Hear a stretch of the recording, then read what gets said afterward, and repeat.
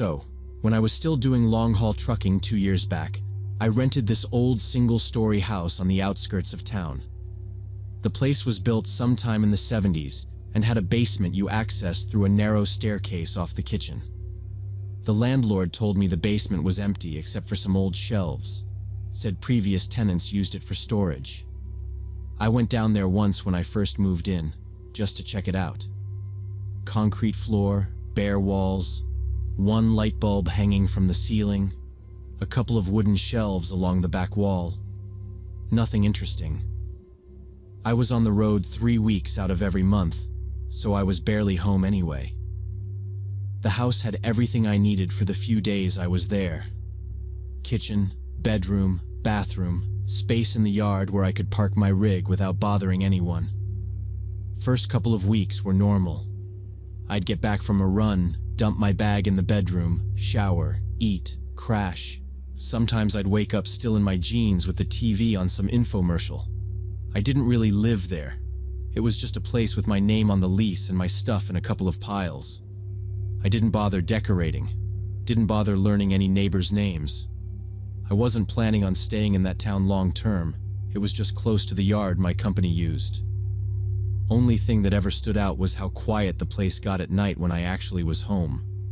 No traffic, no dogs, nothing. Just the fridge humming and, once in a while, a creak from somewhere in the house I couldn't place. About a month in, I started noticing weird stuff. I'd come back from a 2-week haul and find things slightly off. Coffee jar on the counter was open when I swear I'd closed it. Half the milk in the fridge was gone. A pack of deli meat looked like someone had peeled it open and tried to smooth it back down. I figured maybe I was just forgetting things, too tired after driving 12-hour days. There were nights I'd stumble in, slap together a sandwich and crash without really paying attention, so it wasn't crazy to think I'd left something open. I didn't like the idea that I was getting that sloppy, but it was easier to blame myself than think about somebody else being involved. Then I started seeing muddy footprints on the kitchen floor near the basement stairs. Small prints, like from sneakers or work boots. I checked the bottoms of my own boots right away. Different tread, different size. I definitely hadn't been down to the basement. I cleaned the floor, told myself maybe I'd tracked something in weird and not realized, and went back out on another run. When I came home again, there were fresh prints, same size, same spot, leading to and from that basement door. That bothered me enough that I did a full walk around the house, checked every door and window, made sure the locks caught. Everything looked fine. No pry marks, no broken glass, nothing that screamed break-in. One night before heading out again, I was in the kitchen loading up my cooler when I heard a thud from downstairs. Not pipes, not the house settling. Just one short, heavy sound, like something solid dropped on concrete. I froze, listening, waiting for a second noise. Nothing. I grabbed a flashlight, went to the basement door, and stood there a second trying to hear breathing or movement. It stayed dead quiet. I went down anyway, slow, one hand on the rail. I swept the beam around the basement, checked behind the shelves, the corners, even looked up along the joists like maybe something had fallen and rolled. Nothing. Same empty room, same old shelves. I told myself maybe something upstairs shifted and the sound carried weird. It was late, and I still had miles to drive the next morning. I didn't push it. Next time I came back, it was after 3 weeks on the road. I was thinking about a cold beer and leftover pizza the whole last hour of the drive. I opened the fridge, grabbed the beer, and then just stopped. The pizza box was gone. I knew I'd left half a pizza in there. I live off leftovers between runs. I don't forget about pizza. I checked the trash in case I'd tossed the box before leaving and just forgotten, but the bag was still tied up the way I'd left it, and there was no box inside. The milk was low again too, way lower than it should have been. That little excuse in my head about being forgetful started to feel stupid. I shut the fridge, walked straight to the basement door, and looked down. There was dried mud on the linoleum and fresh mud on the first few steps, like someone had gone up and down them while I was gone. Not old smears either. Clear, defined prints. I didn't call anyone because I didn't hear anything down there, and I needed to know what I was dealing with before I started sounding crazy. I went to the back door, grabbed a tire iron from my toolbox, and came back to the stairs. I opened the basement door as quietly as I could and started down, tire iron in one hand, flashlight in the other. I didn't yell or say anything. If someone actually was down there, I didn't see a reason to warn them. The flashlight beam swept across the concrete floor, then along the walls and shelves. At first, it looked like the same empty room from when I'd moved in. Then I stepped past the end of the shelving unit and saw the corner behind it. A blanket, rolled up but clearly being used, not just tossed there. Plastic water bottles lined up neatly against the wall. A plastic grocery bag stuffed with empty food wrappers and my pizza box folded flat inside. Someone had been staying down there, timing it for when my rig wasn't in the yard. Someone had been living in my basement while I was away. I did not touch anything in that corner. I backed away, kept the flashlight on the blanket like it might move, and went up the stairs. In the kitchen, I shut the basement door, turned the lock, and dragged a chair in front of it. Then I grabbed my phone and called my landlord. I told him someone had been staying in the basement, and I needed him over right away. He asked if I was sure. I said there was a bed and trash. He told me to get outside and call the police, said he was already in his car. I slipped my boots back on with shaking hands and walked out to the yard behind the house. I called 911 next and told the dispatcher I thought someone had been living in my basement and might still be around. She told me to stay outside, away from the doors, and wait for officers. I stood in the yard with my keys and the tire iron and watched the driveway. The first patrol car pulled in about 20 minutes later, and my landlord rolled up right behind them. He got out asking if I was okay, but I just pointed at the back door and let the officers go inside ahead of us. Two of them cleared the main floor first, then opened the basement door and went down with their flashlights. Their hands hovered near their guns. They stayed down there longer than I had. I heard one of them call up that there was more stuff, and when they came back to the kitchen, he set a clear evidence bag on the table. Inside there was a toothbrush, a comb, and a little travel deodorant I had not noticed. He said they had also found a plastic bag with a folded shirt, socks, underwear, and a phone charger plugged into an extension cord. Then came the questions about roommates, guests, anyone who might have a key. I told them no, and the older cop said it was probably a homeless person or maybe a former tenant who still knew the property. Landlord swore he changed locks. One of the officers asked if there was any other way into the basement, and my landlord mentioned the little window that faced the backyard. We walked around and the younger cop crouched in front of it with his flashlight. The glass was fine, but he pressed on the frame and it slid open a few inches. He said the inside latch was broken clean off and pointed out scuff marks along the sill.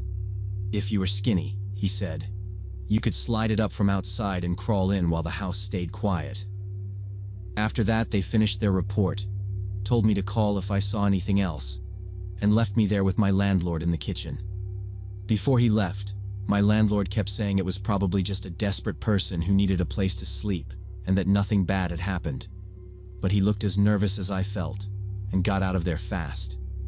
The next day, I paid a locksmith to change every lock, even the basement door, and I hired a welder to put bars over that window so it could not open. I set up a camera in the yard aimed at the window and another by the driveway. 2 weeks later, I moved out anyway. The cops never found whoever it was, and I lie awake thinking about them under my feet, listening to me breathe, waiting in the dark.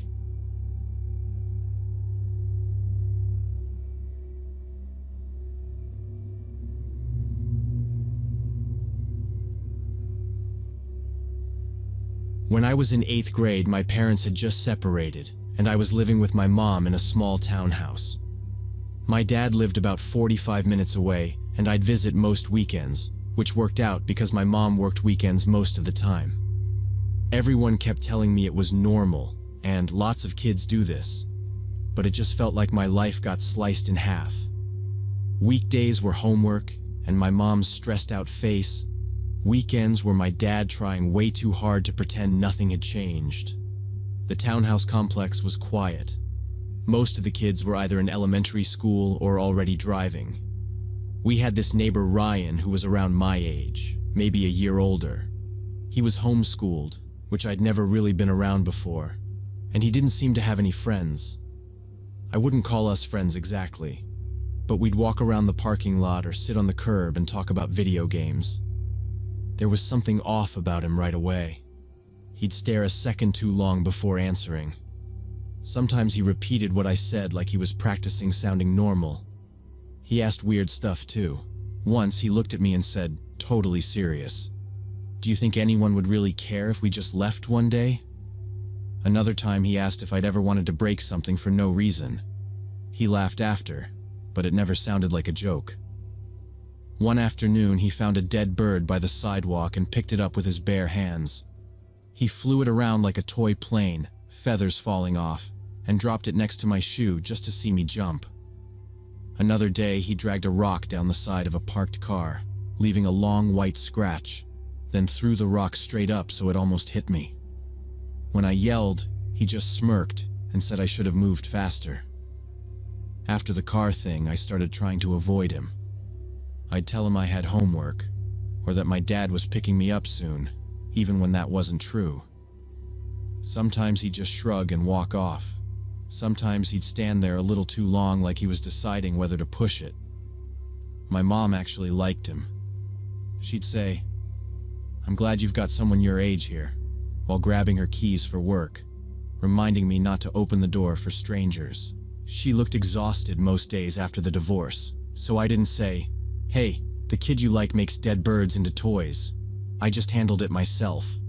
And the messed up part is, when I was really bored or really down, I was still kind of glad he existed. Most weekends I stayed at my dad's, which meant I didn't have to think about Ryan at all. But one weekend my dad went out of town, so I stayed home with my mom. She worked a Saturday evening shift, so by 7 I was alone in the townhouse. It was already getting dark. I had the TV on way louder than normal just so it wouldn't feel so quiet.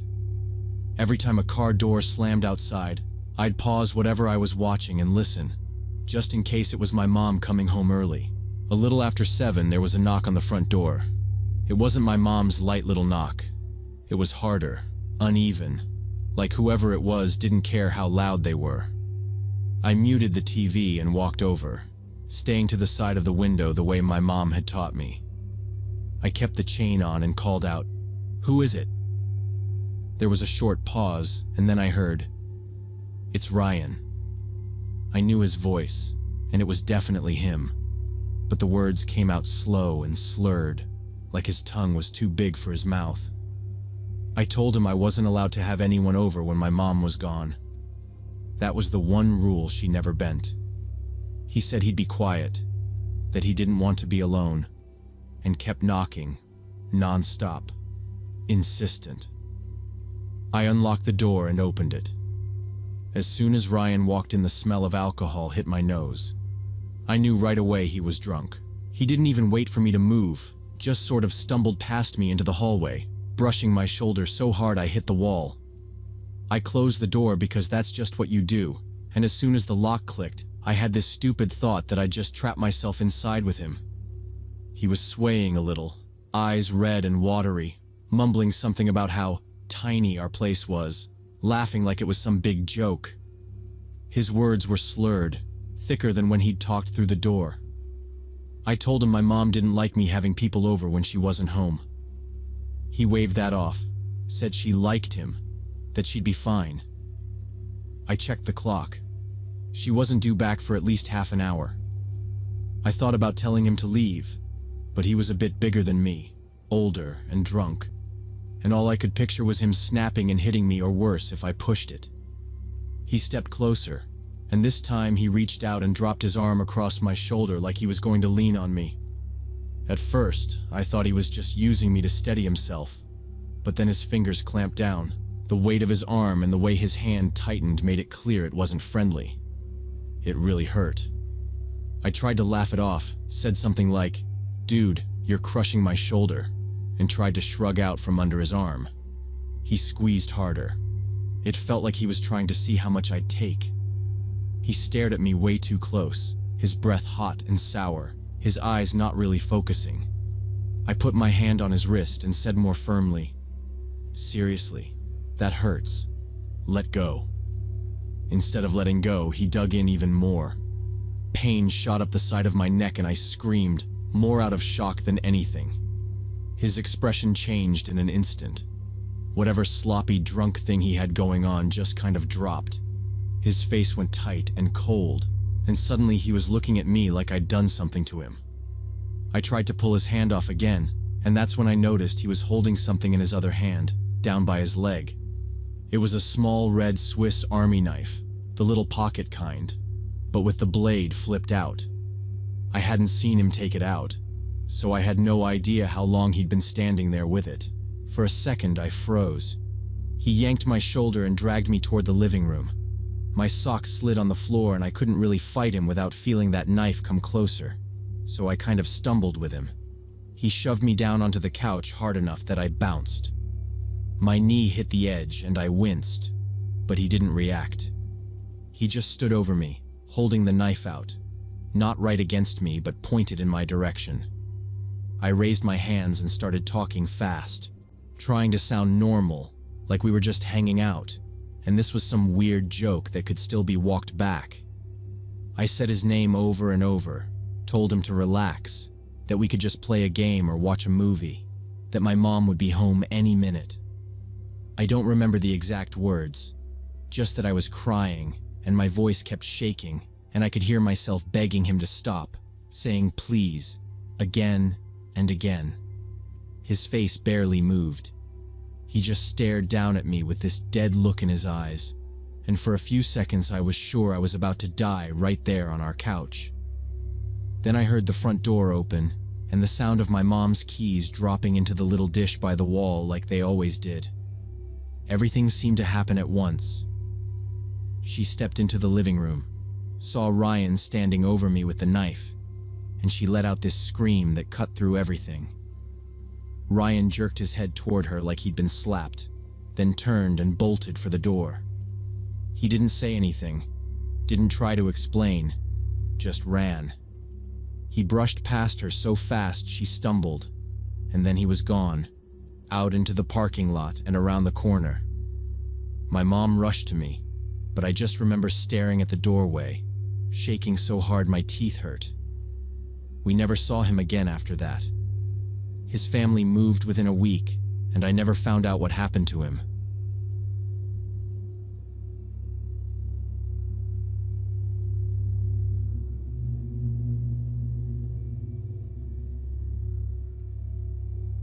I work as a manager at a motel on the outskirts of a small town in Iowa. It's a quiet place next to the highway, and most of our guests are truckers and families traveling cross-country. I live alone in a rented apartment 3 blocks from work. 2 years ago, my ex-boyfriend started stalking me after we broke up, so I changed cities twice before settling here. I don't have dogs because of allergies, but I installed a doorbell camera and extra locks. My apartment is on the 2nd floor of an old building, and the windows face an abandoned industrial zone, a former textile factory that closed about 10 years ago. All that's left are empty buildings and an overgrown parking lot that local teenagers sometimes use for meetups. The area is pretty dead most of the time, which is exactly why I chose this apartment. I wanted somewhere quiet and out of the way. Most days are repetitive in a way that used to bother me, and now just feels safe. I walk to the motel, do my shift, deal with broken key cards and noise complaints, come home, heat something up, double-check the locks, scroll my phone, sleep. At work, I'm around people without really being with them. At home, it's the opposite. Just me, my phone, and the live view from the doorbell camera. I know that probably sounds paranoid, But after my ex followed me between cities and showed up at places he had no way of knowing about, routine and cameras are what let me relax enough to function. The factory across the street is part of that routine, just scenery. When I first moved in, I watched it more, trying to decide if it was actually as abandoned as it looked. I saw a couple kids go in to spray paint once, a guy dump a beat-up couch near the loading docks, a group of teenagers with music too loud on a Saturday night. Nothing that felt like my problem. Over time, it turned into background. I kept my blinds mostly down so nobody on that side could see into my living room and maybe decide I was their problem. The incident happened late Sunday evening. I came home from my shift around 11 at night and decided to check the mail in the box on the first floor. I was tired and annoyed about a bus tour that had shown up without reservations. I remember thinking only about schedules and laundry. Walking out of the building, I noticed a dark pickup truck driving slowly down the street. It turned around at the end of the block and came back, this time pulling into the parking lot of the abandoned factory across from me. Usually people dump construction waste there, old furniture, boards, chunks of drywall. City crews pretend not to see it because the real dump is 20 miles away. The truck sat for a second with its lights off. Then the driver door opened. The guy was big, broad shoulders, wearing a dark hoodie and a baseball cap. From where I was, I couldn't see his face, just his outline in the streetlight. He went to the bed of the truck and hauled a big duffel bag over the side. It looked heavy. Instead of throwing it over his shoulder, he dragged it. I could hear the fabric scraping over the asphalt as he pulled it toward the loading dock entrance. He had to stop halfway to shift his grip. Then he disappeared into one of the factory buildings where the old loading docks used to be. Normally, I don't pay attention to stuff like this. The whole point of living there was minding my own business. But something felt wrong this time. Maybe it was how heavy the bag looked for trash, or maybe the timing, since it was almost midnight and people usually dump stuff during the day. Maybe it was just the way he moved, fast but not rushed, like he'd done this before. My stomach did that drop it used to do when I'd realized my ex had found my new address again. I went back upstairs, locked my door, and stood there with my keys still in my hand. Calling the police felt dramatic. Not calling felt worse. I opened the door again, listened, closed it, checked the peephole even though no one was there.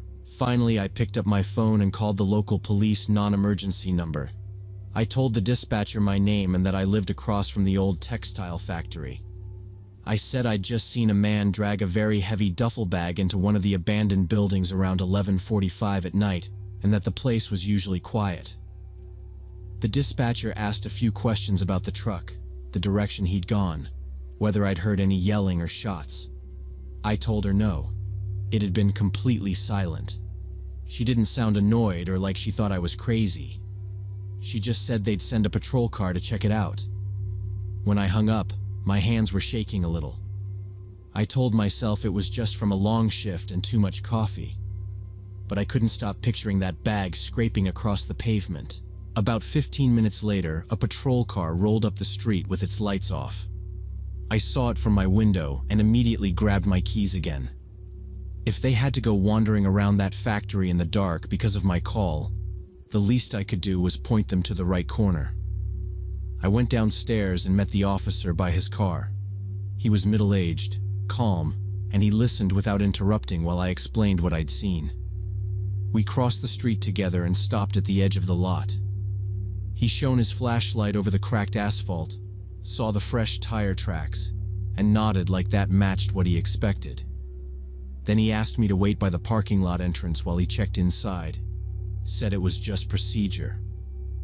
I watched him walk toward the dark opening by the loading docks, his flashlight beam cutting across broken windows and graffiti. Then he disappeared into the same doorway the man with the duffel had used.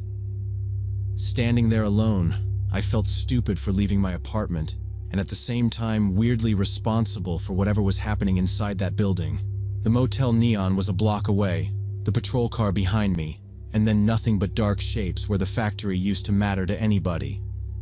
I kept my eyes on that doorway, counting slowly in my head without meaning to. A few minutes later, he came out of the building holding his radio. Even from a distance, I could see something was off. His face looked tight, and he swallowed several times before he walked back toward me. When he reached me, he lowered his voice, like he didn't want the words to carry anywhere. He said quietly, "There were human remains in there." I felt the ground disappear under my feet.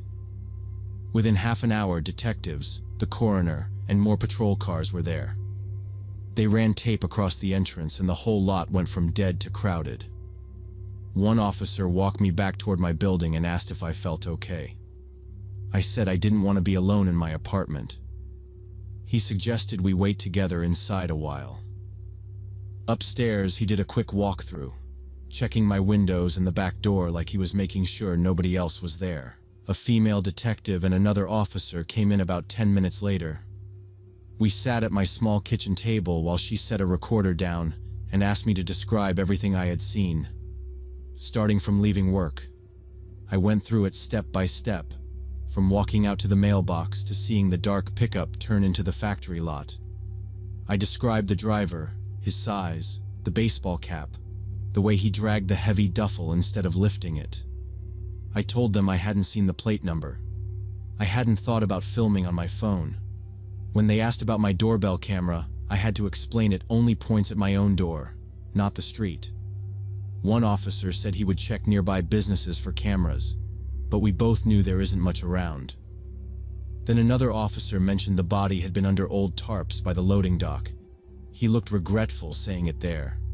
They didn't tell me the victim's gender, age, or cause of death. One of them only said the remains were fresh, and probably hadn't been there more than a few hours when I called. That stuck with me, picturing someone driving a body over while I was still wiping counters at work. It made the factory feel personal and close. Before they left, the detective asked if anyone might hold a grudge against me or want to scare me. I told her about my ex, the restraining order, the moves between cities. She wrote everything down and said there was nothing tying him to this yet, but to call immediately if I ever saw that truck again or anything close. Over the next few days, a patrol car started cruising our block at random times. Sometimes I see it slow in front of my building, pause, then keep going toward the highway. The detective has already called me twice with follow-up questions, and to reassure me I did the right thing by calling it in. That helps and doesn't help. The person who dumped that body clearly knew the area. From the main road, you can't even see the factory. You have to turn onto our little street and then cut into the lot. He was counting on nobody going in there, especially with demolition still years away and half the town ignoring the place. It honestly makes me sick. The worst part is knowing he might live close. Maybe he drives past my building every day, going to work or running errands, and knows exactly how hidden that lot is. If I hadn't gone down for my mail right then, if I'd checked it earlier, that body might have stayed there for months.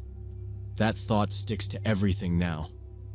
I'm already thinking about moving again, even though I promised myself this town would finally be where I settled and stopped running.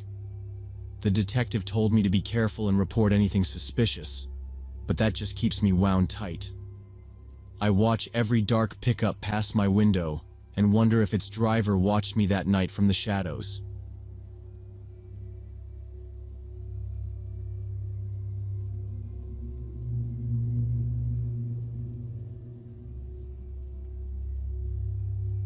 I was working as a night security guard at a warehouse when I was 24 and renting a cheap studio in an old apartment complex. Rent was cash only, no contract, just an envelope under the owner's door. My shift was midnight to 8 in the morning, so my day started when most people were eating lunch. I'd get home, eat something cheap, shower, pull the blackout curtain, and pass out. Because of that, I barely saw anyone. I knew there were some tenants from the noise, but I couldn't have picked them out in a crowd. The building itself was half empty. Out of 12 apartments, maybe 4 or 5 had people in them. Names on mailboxes changed or disappeared. Lights would show up in a window for a week, and then never again. The first month there was calm. Nobody threw parties, nobody knocked on my door, Nobody asked where I worked or why I slept in the middle of the day. For the price, that was all I wanted. Then I started waking up around 3 in the afternoon for no real reason. I'd open my eyes, check my phone, and right after that, I'd hear footsteps in the hallway. Slow, steady steps right past my door. Then a floorboard would creak, a hinge would squeak somewhere close, and I'd hear a door close softly. One little sequence of sounds, and then silence. First few times I blamed it on the owner or some neighbor with a weird schedule like mine. It kept happening. Always around 3. I'd be dead asleep and then suddenly fully awake, just lying there waiting for those steps. Same slow pace, same short noise from a door near mine, then nothing. It wasn't dramatic, but it got under my skin. I needed that block of sleep to not screw up at work, and instead I was lying there listening to whoever liked walking that hallway at the same time every day. One day I woke up hot and restless a little after 3. The room was stuffy, so I got up, opened the window, let some street noise in, then lay back down on top of the blanket. I was just drifting off again when I heard my own door handle turn. Not a knock. The metal actually twisted, slow and careful, until it hit the latch. It stopped, then turned again a little harder, like they were making sure it really was locked. I went completely still. Whoever it was didn't say anything and didn't try to force it. The handle gave a couple of small testing jerks, then let go. No footsteps walking away, no other door opening or closing. Just quiet. After maybe a minute of staring at the ceiling, I got up, checked the deadbolt. It was still turned, and looked through the peephole. Empty hallway. Both doors closed. Nothing moving. I told myself it had to be a new tenant mixing up apartments, or the owner checking locks and forgetting to knock. I needed it to be something normal, because the other option was random person trying my door in the middle of my sleep, and that didn't sit well. I went back to bed, but I didn't really sleep. I just lay there running through possibilities until it was time to head to the warehouse. The next day, almost exactly the same time, it happened again. This time the handle didn't start slow. It just went straight into those little rattling pulls, like whoever was out there already knew there was a lock. My heart was pounding, but instead of waiting, I got up and walked straight to the door. I grabbed the handle from my side and yanked it open. The hallway was empty, but now the door directly across from mine was open a couple of centimeters. I knew that apartment was supposed to be vacant. The guy who'd lived there had moved out a month earlier, carried his stuff down the stairs, and I hadn't seen or heard anyone there since. I stepped closer and leaned toward the gap without touching the door. Inside it was dark and completely quiet. No light from deeper in. No sound of someone moving around. I went back into my studio, locked up, and sat on the bed in my shoes. Logically, the owner could have been in there doing repairs or checking pipes. But then why try my handle first, and why so careful about it? I couldn't make that line up in my head. Sleep was pretty much done for the day. I scrolled my phone for a few hours, drank extra coffee, and went to my shift already wiped out. That evening, instead of going straight upstairs after work, I went down to the basement where the owner kept his office, basically a table and some junk squeezed next to the boiler. He was sitting there reading. I asked who was renting the unit across from me. He said nobody, it was empty, he had the keys. I told him someone had tried my door twice, and that the opposite door had been open right after. He shrugged and said old doors swelled, drafts moved them, people mixed up apartment numbers, and told me not to worry. He clearly didn't want to get involved. Anything that sounded like problem also sounded like paperwork or police, and the whole building ran off the books. I realized arguing with him wasn't going to change anything. I went back upstairs annoyed and still tired, and decided if he wasn't going to check, I would at least know for sure if someone was going in there. Before leaving for my next shift, I tore off a thin strip of clear tape and stuck it across the seam of the door opposite mine, half on the frame, half on the door. From a couple of steps back, you couldn't see it. If that door opened even a little, the tape would tear. I checked it twice, locked my own door, and headed to the warehouse.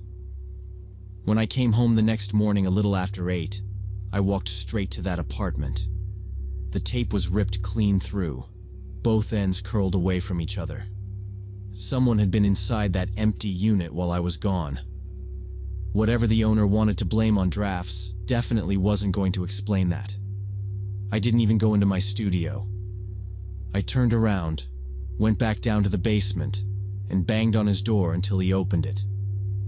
When he finally answered, I told him about the tape, about the handle, about the vacant unit that clearly wasn't vacant, and said I wanted that apartment opened right now to make sure nobody was in there who shouldn't be. He stared at me for a few seconds like he was doing the math on how much trouble this could mean for him. Then he reluctantly agreed, came up with his keyring. He picked through the keys until he found the right one, and we went upstairs together. I stepped aside so he could unlock it, partly because I wanted him in front if something was wrong. The lock turned, he pushed the door open, and we both just stood there for a second. From the doorway, the apartment looked completely empty. No furniture, no lights, just bare floors with a thin layer of dust and some old junk in the corners. The owner let out this breathy little laugh and said, "See? Empty. I told you."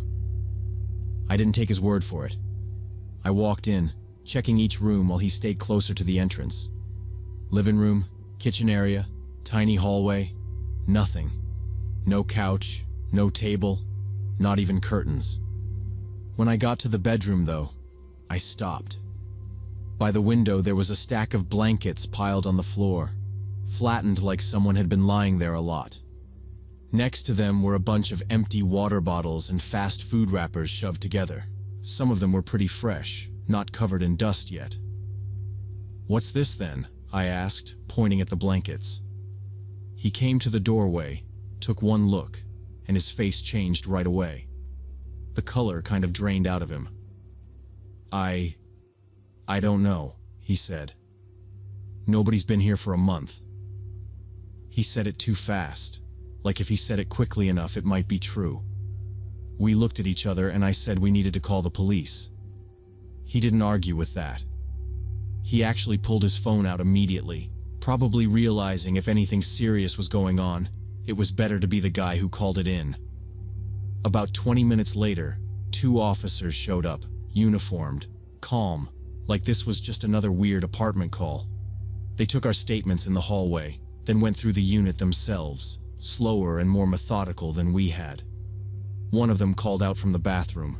Behind an old shower curtain, on the side where you couldn't see from the door, they found a backpack propped up on the edge of the tub.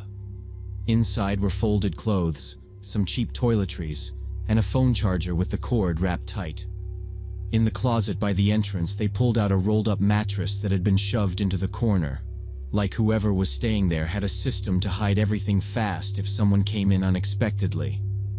The cop looked at the blankets, the bottles, the wrappers, then at us, and said what we were both already thinking. Someone's been living in here. They took the backpack and a couple of the bottles as evidence.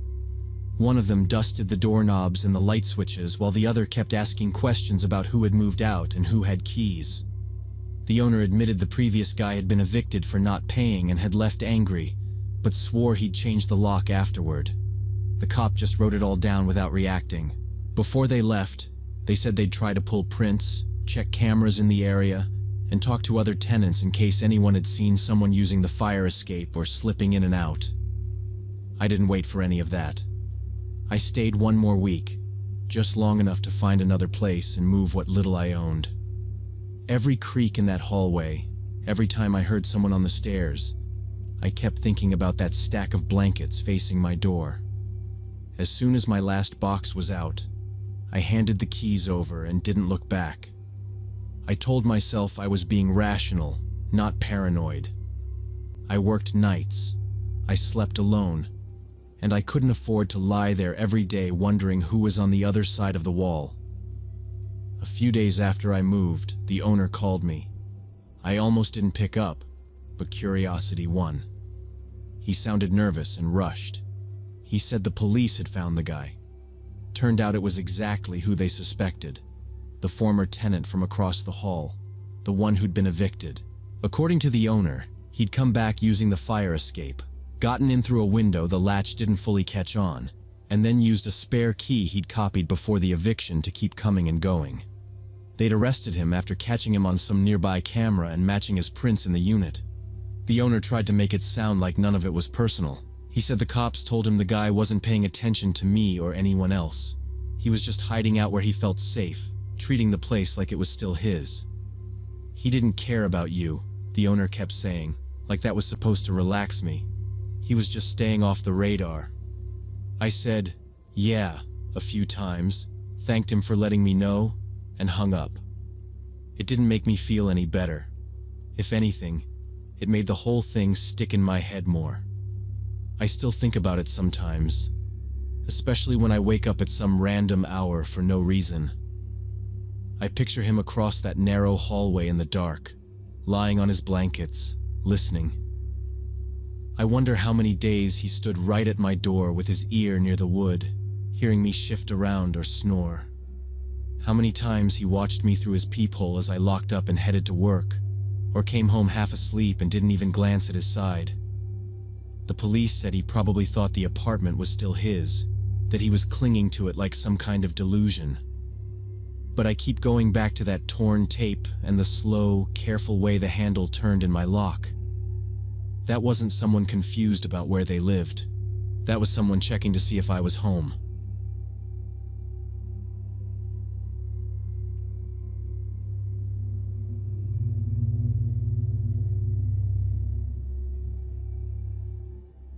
Last spring, our company organized a 3-day training retreat for new hires in this mountain hotel in Colorado.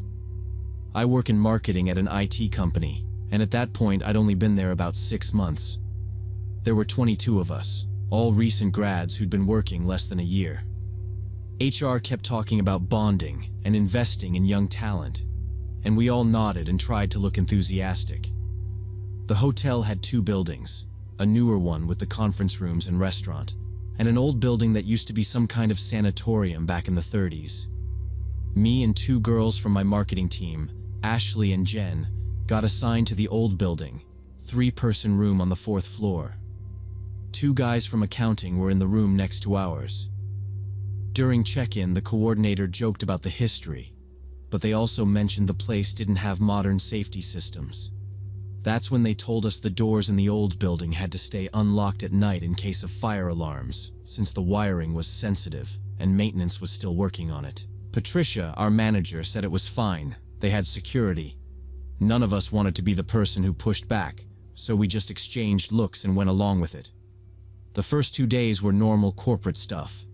Trust exercises, icebreakers where you say your fun fact, a long presentation about our product roadmap, and then evening drinks at the bar. It was boring and kind of fun at the same time. We were all getting along pretty well, trading stories about college and making the kind of surface-level friendships you make at these things. By the second night, I remember thinking, okay, this isn't so bad. The old building was a little off, but in a way we laughed about. The elevator was slow, the hallway lights buzzed, and the 4th floor smelled faintly like hospital disinfectant. Ashley kept calling it the murder floor, then would immediately say she was kidding. Nothing actually happened, so it stayed a joke. On the 3rd night, everything changed, and I still can't explain what happened. That night we stayed at the bar later than we meant to. Marketing had won some dumb team challenge, and Patricia bought our table around. I know it was after midnight when the 3 of us walked back across the parking lot to the old building. We were tipsy, but not wasted, just tired from 2 full days of smiling and paying attention. Back in the room, we got ready for bed and left the door unlocked like they'd told us. Jen took the bed by the window, Ashley was by the door, and I was in the middle. Ashley set her alarm for 7. We turned off the lights, made a couple of jokes about Patricia catching us hungover in the morning, and then it went quiet. I fell asleep fast. It was around 4 in the morning when I woke up to our door opening. It was a soft sound, but clear enough. Handle turning, latch clicking, then the door moving. I didn't sit up. I just froze and listened. We'd been told to keep doors unlocked, and my first thought was that it was Patricia doing a late check after the party. Instead of footsteps coming into the room, I heard them go straight into our bathroom. Solid, normal footsteps, maybe 2 or 3 of them, and then the bathroom door closed. No light came on. I could see both Ashley and Jen in their beds, silhouettes under the blankets. All 3 of us were accounted for in the room, so whoever had just gone into our bathroom was not supposed to be there. I stared at the bathroom door and waited. I expected to hear the toilet, the sink, something, but there was nothing. No water, no movement, no door opening again. I tried to count in my head and got to what felt like a couple of minutes. My heart was pounding so hard it made my breathing loud. I reached over and shook Ashley's arm. She made a complaining noise, but I whispered her name and put my finger to my lips. When she focused, I just pointed at the bathroom. Her face changed immediately. She knew Jen was behind me and she knew we were all in the bedroom. Ashley swung her legs out of bed, grabbed her phone, and nodded. She reached up and flipped on the overhead light while I moved toward the bathroom.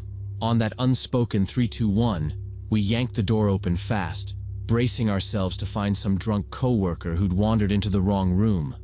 The bathroom was empty. The window over the tub was shut and latched. The shower curtain was already pulled back, showing an empty tub. There was nowhere for anyone to stand except right in front of us, and nobody was there. Jen sat up blinking in the light and asked what we were doing, so we both started talking at once, telling her.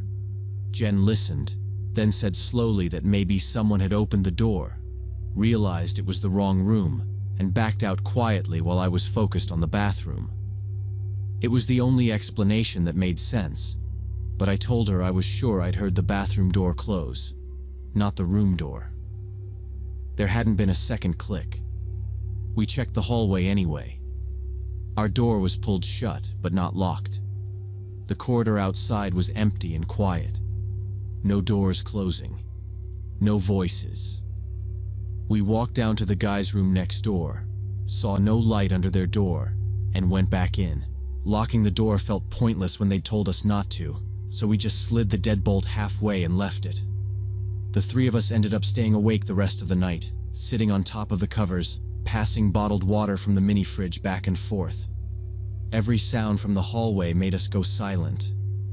At one point, Jen suggested calling Patricia or the front desk, but none of us wanted to be the dramatic new hire over what might have been nothing. At breakfast, we mentioned it casually to the accounting guys next door. Mike went pale when I said the time. He said they'd heard strange footsteps in the hallway around 3, then someone trying their door handle once, hard enough to rattle it, even though it never turned. When Mike finally looked into the hall, it was empty. We all kind of laughed it off nervously. Old buildings make weird noises. Someone probably had too much to drink. After breakfast, our manager wanted a group photo for the company blog, something to show all the fresh faces. We met in the courtyard while Patricia clapped and moved people around, taller and back. Everyone else squeezed in front. I ended up in the middle with Ashley and Jen next to me. People joked about how tired they looked, but everyone smiled because we were going home. Patricia tried to hand my phone to the front desk guy so he could take the picture, but he said he wasn't allowed to leave the lobby. So I set my phone on a chair, hit the timer, and ran into the group. We did that a few times until we finally got a shot where nobody was blinking and Patricia said it would work. That evening at home, I plugged my phone into my laptop and started backing everything up. I had some show playing in the background and was half paying attention while I clicked through the retreat photos. When I got to the courtyard shots, I started tapping through them to pick which one to send Patricia. In the background, you could see the old building, the line of 4th-floor windows, and our window above Jen's bed. In one photo, just one, there was a dark figure in that window. It looked like a person in light clothing standing right at the glass, facing the courtyard. I zoomed in until the picture turned grainy. The shape was clearly human. Head, shoulders, upper body, arms at the sides. My stomach dropped. I counted everyone in front. All 22 of us were there, plus Patricia. No one from the retreat was missing. I swiped to the picture taken right before, and then the one right after. Same angle, same people, same window. In those, the glass was just dark. No figure at all. Only that one middle photo had the person in it, and the timestamps were all within the same minute. I sat there trying to think of a normal reason. The next morning on my first break at work, I went outside and called the hotel. I gave the woman at the front desk my name, the dates, and said our company had just done a retreat there. Then I asked if any staff would have been in the old building on the 4th floor late that morning, maybe checking rooms or doing housekeeping. She said she'd look it up and put me on hold, and I paced behind our office with my phone pressed to my ear. When she came back, she said housekeeping had been working in the new building that morning. She added that registered guests had key access to the old building, then asked if something had been stolen. I said no, nothing was missing. I'd just seen someone in our 4th floor window in a group photo and wondered who it was. She said it was probably a really confused guest. I thanked her and hung up. I never showed the picture to Ashley or Jen. They'd already pushed the bathroom thing back into joke territory, and I didn't want to drag it out again or sound fixated. I saved the photo in a folder, but some nights I open it and flip between the shots, thinking about that unlocked door, the history of the old sanatorium building, and the fact someone was in our room while we thought everyone was outside.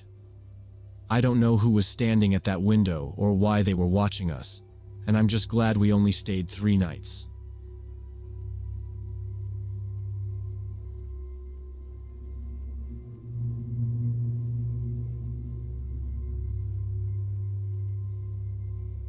Two years ago, I was working as a pharmaceutical sales rep, driving all over Mississippi, meeting with clinics and pharmacies. Most weeks, I was on the road Monday through Thursday, living out of my trunk in a rolling suitcase, chasing doctors who barely had 5 minutes to look at my samples. I usually planned my route so I could roll back into Jackson by early evening, sleep in my own bed, reset for the next day. That routine kept me sane. But this one time, a meeting in Hattiesburg ran until 9 p.m., and by the time I got back to my car, I was seeing double from staring at PowerPoints and freeway lights all day. It's about a 3-hour drive back to Jackson, mostly boring highway, and I knew if I pushed it, I'd be white-knuckling the steering wheel and slapping my own face to stay awake. So I pulled into a gas station, grabbed a coffee that tasted like burned plastic, and started searching motels on my phone. Somewhere halfway would let me sleep a few hours and still make it to my first clinic the next morning.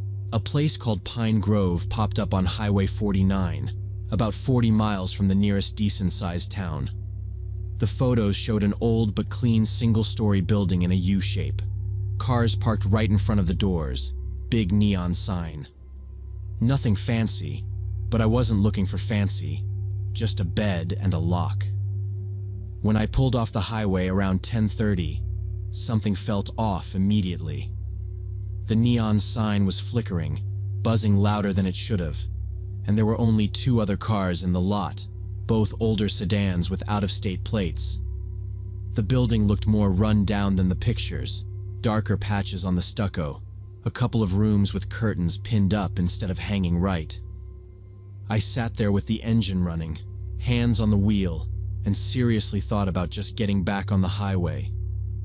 But my eyes were burning, and my head had that heavy, swimmy feeling I get right before I stop trusting my reactions. Driving another 3 hours like that felt like asking to wrap myself around a tree.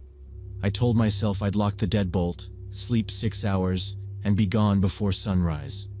I grabbed my overnight bag, my sample case, and my laptop, because I never leave that in the car, and headed into the reception area. The guy behind the desk was maybe 60, thin, with this grayish, unhealthy complexion like he ate cigarettes for breakfast. He didn't look up when I walked in, just kept staring at a little TV on the counter that was playing some game show with the sound turned almost all the way down. Without really greeting me, he mumbled, "80 for the night," and slid one of those old metal keys across the counter. Room 7, written in faded marker on the tag. I pulled out my company card and asked, "Can I get a printed receipt? I need it for expenses." He finally glanced at me, eyes kind of watery, and said, "Printer's busted. I'll write it up for you in the morning." That annoyed me, mostly because I knew my manager would give me grief about it, but I was too exhausted to argue about a piece of paper. I told myself I'd swing back by the desk before I left.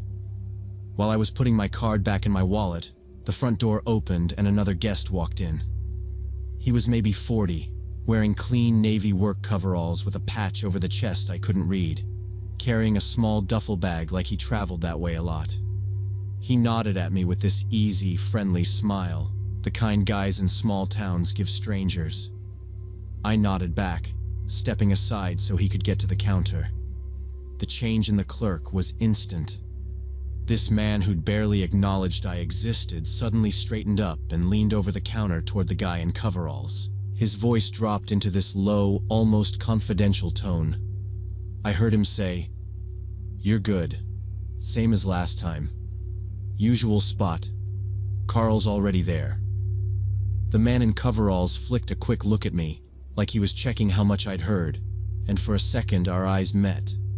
There was nothing friendly in that look. It was fast, flat, just assessing. "Yeah," the guy in coveralls said quietly. "I saw his truck." Then he signed whatever the clerk slid toward him. No ID check, no card, just a quick scribble, and the key disappeared into his pocket. I stepped back another half step without really meaning to, my shoulders tensing up. I had no idea what usual spot meant, but the whole interaction felt too familiar, like they weren't just talking about where to smoke. The clerk barely glanced at me again. "7's down at the end," he said, already turning back toward the TV. I took the key and went back out into the night air. I walked to room 7, the last unit in the row, windows facing the dark line of woods behind the parking lot. No other rooms on that side were lit. I unlocked the door, pushed it open with my foot, and hit the light switch. The room was basic, but not disgusting.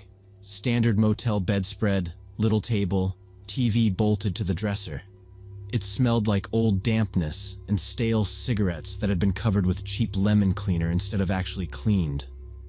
I locked the deadbolt and the chain out of habit, dropped my bag on the bed, and kicked off my shoes.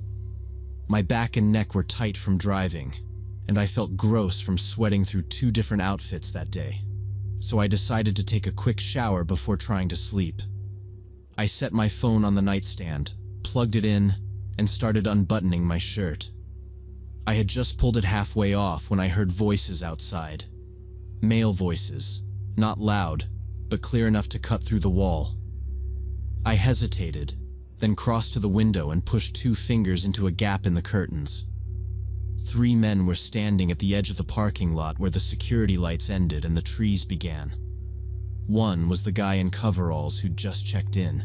The other 2 I didn't recognize. They were clustered near the back of an old sedan I hadn't noticed when I drove in, talking close together. One of the strangers popped the trunk and pulled something out, long and dark, maybe a tool or a bag. I couldn't tell in the patchy light. They looked around once, almost in sync, like they were making sure no one was watching. Then all 3 of them turned and walked into the woods along a narrow, barely visible trail. I checked my watch. 11:40 p.m. I travel a lot for work. I've stayed in plenty of sketchy roadside places. But 3 men meeting in the dark, taking something out of a trunk, and heading into the woods behind a half-empty motel in the middle of nowhere did not fit into any normal scenario I could talk myself into believing. My adrenaline kicked up hard enough that the tired feeling disappeared. Standing there in my half-off shirt, I thought about the clerk perking up when the guy walked in. About usual spot, and Carl's already there. About how that quick look he gave me felt like weighing up a problem. Without overthinking it, I stepped back from the window, grabbed my bag off the bed, and decided to pack up and leave. Stepping out of my room, I saw the desk clerk by my car, smoking and staring straight at me silently. There was no greeting, no threat, just him posted there at my bumper like a reminder I was being watched. Keys in my hand, I stalled, running through excuses about forgotten samples or emergencies that already sounded fake even silently. I knew I didn't owe him any explanation, but I also didn't want to become the guest he remembered later. He didn't step closer or speak. He just leaned against the fender, smoking slow, like he was waiting me out. I made myself walk at a normal pace toward the car, not rushing, not sneaking, every step feeling too loud. I unlocked the back door, tossed my bag inside like that was all I'd come for, and avoided eye contact. I could see his shoes in my vision, close enough to touch, and I was scared to meet his eyes. I slid into the driver's seat, hands shaking a little, and focused on getting the key into the ignition smoothly. The engine starting broke the weird quiet between us, and in the mirror I watched him finally shift his weight. He took one step back, just enough to clear my path, and still didn't say a single word to me. As I rolled toward the highway, my headlights hit a sign by the driveway that read, "Cash only, no refunds." Suddenly, that cash-only policy felt a lot less like old-fashioned inconvenience and more like they wanted no paper trail there. I kept driving north on 49, counting gas stations and billboards until I saw a chain motel logo I trusted. I took that exit without even checking the rate, deciding I'd deal with the expense report fight later at work. Inside, the lobby looked normal. The clerk in a logo polo, computer humming, printer stacked with neat little receipts ready. When she asked how my night was going, I just said it had been long and I needed sleep badly. I didn't mention Pine Grove at all. I watched the printer spit out receipt and tucked it into my wallet. In the room, I checked the deadbolt twice, pushed sample case against the door, and replayed those men heading inside. I slept in short bursts, waking at every door slam and car starting outside. But at least I woke up. The next day, after my clinic visit, I told a colleague over coffee about the weird motel and the men. His face changed immediately. He set his cup down, leaned closer, and asked exactly where it was on the highway. He told me that area around Pine Grove Motel had been under investigation for years because travelers kept disappearing nearby. Truckers, salespeople, random drivers would vanish, and later their vehicles turned up abandoned on back roads or in parking lots. Police suspected robbery crews or trafficking operations using the highway, maybe even routes through those woods behind places like that. He said they never built a solid case. Too many jurisdictions and missing people no one realized were gone then. He added that most reps quietly avoided that stretch now, choosing longer drives over cheap motels that felt slightly wrong. Sitting there with my badge on and tablet open, I realized those 80 lost dollars might have actually saved me. Since then, anytime I need to stop somewhere unfamiliar at night, I only book chain hotels and read every review. That picture of the clerk by my car pops up sometimes, and I'm grateful I never found out the rest.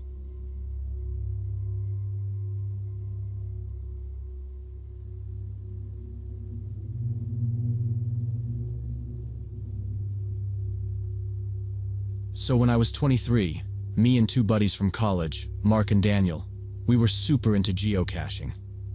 Every weekend we'd drive somewhere new looking for hidden caches other people planted in forests, parks, abandoned buildings. I was working my first full-time job as a junior graphic designer back then, and by Friday my brain always felt fried from staring at layouts, so getting out into nature felt like the only thing keeping me sane. Mark worked in IT, Daniel was still finishing grad school, and none of us were exactly outdoors experts, but we thought we knew what we were doing. That summer we found these coordinates for a difficult cache deep in a national park in Montana, about 4 hours from our city. The description promised an epic adventure for experienced seekers, and of course we convinced ourselves that meant us. We spent the whole week sending each other messages about gear and stupid memes about getting eaten by bears. We checked weather, printed maps, marked the coordinates on 2 different apps, charged power banks, all that. It felt like a normal trip, just one more crazy drive before the next work week swallowed us again. We left early morning on a Saturday and got to the park entrance around noon. The ranger at the gate handed us a brochure and said something about most visitors staying near the lake area. We nodded, said we were going to a lookout trail, and didn't bother explaining we were following GPS instead of the regular paths. From there, we drove another hour on this beat-up dirt road into the forest. Last 15 minutes, the road was so narrow, branches scraped both sides of Mark's car. This old Subaru he loved more than his own health. By the time we finally parked at the trailhead, my back hurt from tensing every time the car tilted. When the engine cut off, it hit me how quiet it was. No highway noise, no distant boats, nothing. We hadn't seen other cars or people for over an hour, and there were no other vehicles at the tiny dirt pull-off, just our Subaru and a faded wooden sign with a trail name I didn't recognize. Mark made some joke about being the only idiots dumb enough to drive that far on a hunt for Tupperware in the woods. We laughed, but I remember checking the time and mentally calculating how long it would take to get back before dark if something went wrong. According to the map, the cache was 3 miles from parking, at an old abandoned fire lookout tower. We grabbed backpacks with water, snacks, a first aid kit, and a cheap walkie set Mark insisted on bringing even though we rarely used them. First hour on the trail was normal. We talked about work and evening plans, took photos for Instagram, argued about which one of us had the worst boss. The trail itself was obvious, a narrow line through the trees, and the GPS arrow sat pretty much dead on the route we expected. It felt like a regular hike, tiring but familiar. Somewhere around the midpoint, Mark, who was leading, slowed down and then stopped. At first I thought he'd spotted a deer or something. He just pointed off to the right, between the trees about 50 yards from us. There, standing still in a patch of brush, was a man in an orange vest like hunters or foresters wear. He had a cap pulled low, and I couldn't see his face clearly, just the bright vest and long sleeves. We waved at him automatically, because that's just what you do when you see someone in the middle of nowhere. He didn't respond. He didn't even raise a hand. He just stood there, facing us, not moving. Daniel yelled, "Hey man, how's it going?" And his voice sounded too loud in the trees. No reaction, no nod, no step toward us. After a couple seconds, it got awkward. Mark said maybe he was counting wildlife or doing something that required concentration. We shrugged it off and kept walking, trying to act like it wasn't weird. About 10 minutes later, the trail stayed more or less straight, and I happened to glance back. I froze for a second. The orange vest was visible again, but now only about 30 yards away and slightly to the left of the trail instead of the right. The guy was standing behind a thick spruce trunk with just part of his torso showing, half hidden like he didn't want to be fully seen.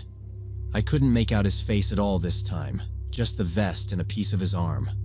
I pointed this out to my friends and Mark frowned because we'd walked far enough down a straight trail that, unless he'd cut straight across the woods at a sprint, it was hard to imagine how he'd gotten from his first position to this one that quickly without us hearing anything.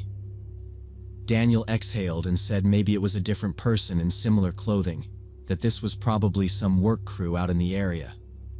It was a rational answer, but it didn't make the hairs on my arms go down. Something about the way the guy was half concealed behind the tree felt off, like he was pretending not to watch us while very obviously watching us. We continued but started looking back more often. No one said stalker out loud, but the mood shifted. Another 15 minutes and I spotted the orange vest yet again, this time on the right side of the trail, almost parallel to us. The person was moving between trees, not on the trail but through the underbrush. which was strange because the ground off-trail there was full of fallen branches and thick bushes. Walking through it would have been way harder than just using the path. I stopped and said, "He's over there now." And both Mark and Daniel turned to track where I was pointing. Mark pulled out his phone like he already knew what the result would be. No signal. We were too deep in the forest, bars completely gone. That seemed to bother him more than the guy himself. He kept watching the moving patch of orange between the trees, then said under his breath that if this dude needed something, he should just come over and say it. Daniel adjusted his backpack straps and said, more to reassure himself than us, that maybe it was a ranger patrolling the area, but why wouldn't he come out to the trail and talk to us?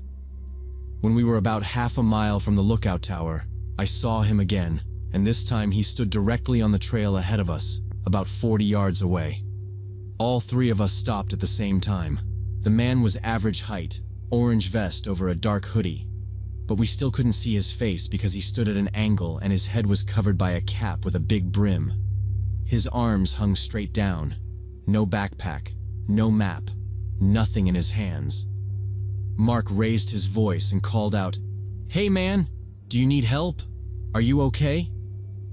The way it came out, he was trying hard to sound casual. The man didn't answer. He didn't even shift his weight. Just stood there, turned a little away from us, like he was listening but pretending he wasn't. Daniel stepped closer to me and said under his breath, "I don't want to walk past him. I'm not squeezing by that guy." I remember saying, "Yeah, same," without even thinking about it. It felt like walking past a dog you're not sure is going to snap. We stood there maybe 2 minutes.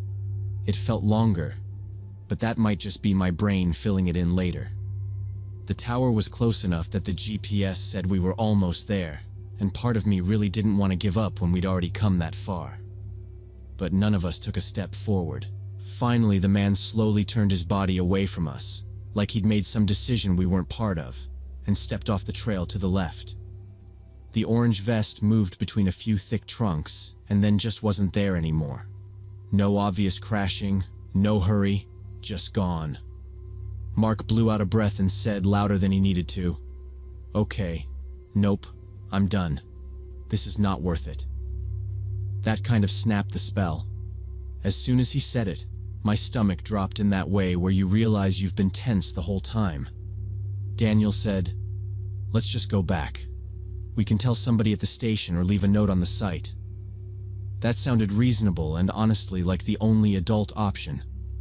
The cache was close, but it wasn't going anywhere. We turned around and started back, walking faster than before without anyone saying to hurry. On the way back, we saw the orange vest 3 more times. The first time he was behind us, barely visible between the trees when I glanced over my shoulder. I didn't say anything then, because Daniel already looked stressed, but Mark caught it too and gave me this quick, "You saw that, right? Look." The second time, the man was ahead of us again, farther off to the right, moving at an angle like he was cutting across toward another place on the trail. At that point, it stopped feeling random. It felt like he was choosing where to show up. Once he was close enough that I could see the vest better. There was dirt all over it and one pocket hung half torn off, like it had been snagged on something and never fixed. I could see the lower part of his jaw under the cap, pale skin with stubble, but his face stayed tilted down. We didn't stop anymore, and we didn't call out again. We just kept going, tighter together on the trail. Nobody said the word run, but our pace kept creeping up until we were almost jogging, trying not to trip while still putting as much distance between us and that vest as we could. When the trees opened up and I saw the trailhead sign and the back of Mark's Subaru, I felt my whole body loosen at once. We didn't take photos or talk about how crazy it was. We just moved straight to the car. Mark fumbled the keys once getting them out.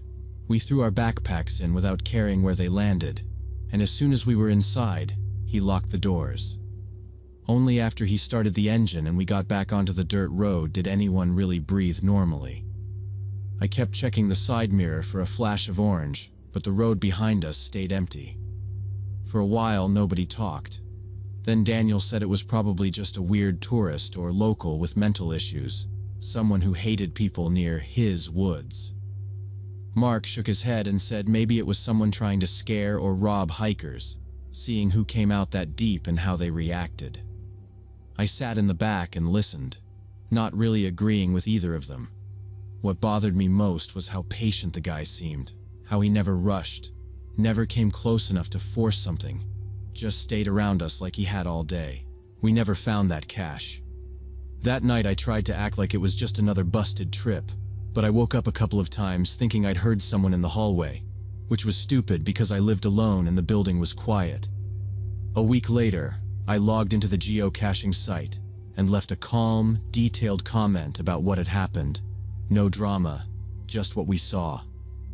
The cache creator replied that over the past 6 months, 3 other seekers had also complained about a strange man in an orange vest following them near that trail. Reading that made my palms sweat the way they had in the woods. I never went back to that park, and honestly, I stopped doing remote caches for a long time. Sometimes I still think about that man, how he just watched and shifted around us, never really approaching but never falling behind either. And I wonder if that was the whole point for him, just keeping people from ever feeling like they were alone out there.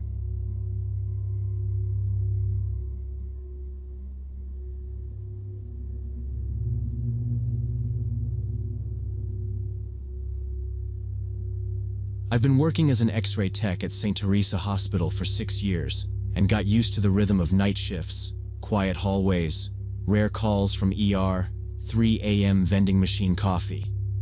It's a small municipal place, around 200 beds, nothing fancy, but the kind where everybody knows your name and your business. Radiology sits down in the basement level with no windows, just humming machines and old rolling chairs. And for years my nights there all blurred together. Clock in, clear the queue, joke with whoever was on, drink bad coffee, wait for ER to send up the next broken bone. There were 3 of us techs rotating shifts, 2 coordinating nurses, and Dr. Chen over the department, though he mostly existed as a name on paperwork at night. I got along with everyone, but I clicked most with Victoria Long, one of the coordinating nurses. She was late 50s, soft voice, quick hands, the type who could call every surgeon by first name and still remember which janitor's kid had asthma. Every Monday she'd walk in with a plastic container of muffins and dump them on the desk like it was non-negotiable community service. She'd joke about retiring, then say the place would crumble if she left, and honestly, nobody argued.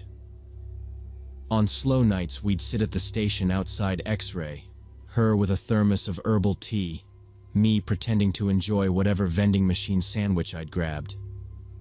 She kept a small spiral notebook and wrote everything down. Late consults, cranky families, which resident owed us coffee. Taped to the monitor was a photo strip of her grandkids, and she'd point them out like trading cards, plus pictures on her phone of her sister Janice's kids. If anything annoyed her, it was disorganization.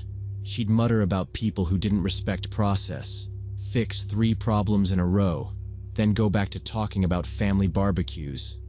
There were no outbursts, no gossip, nothing that would have made anyone think, this woman is going to end up on the news.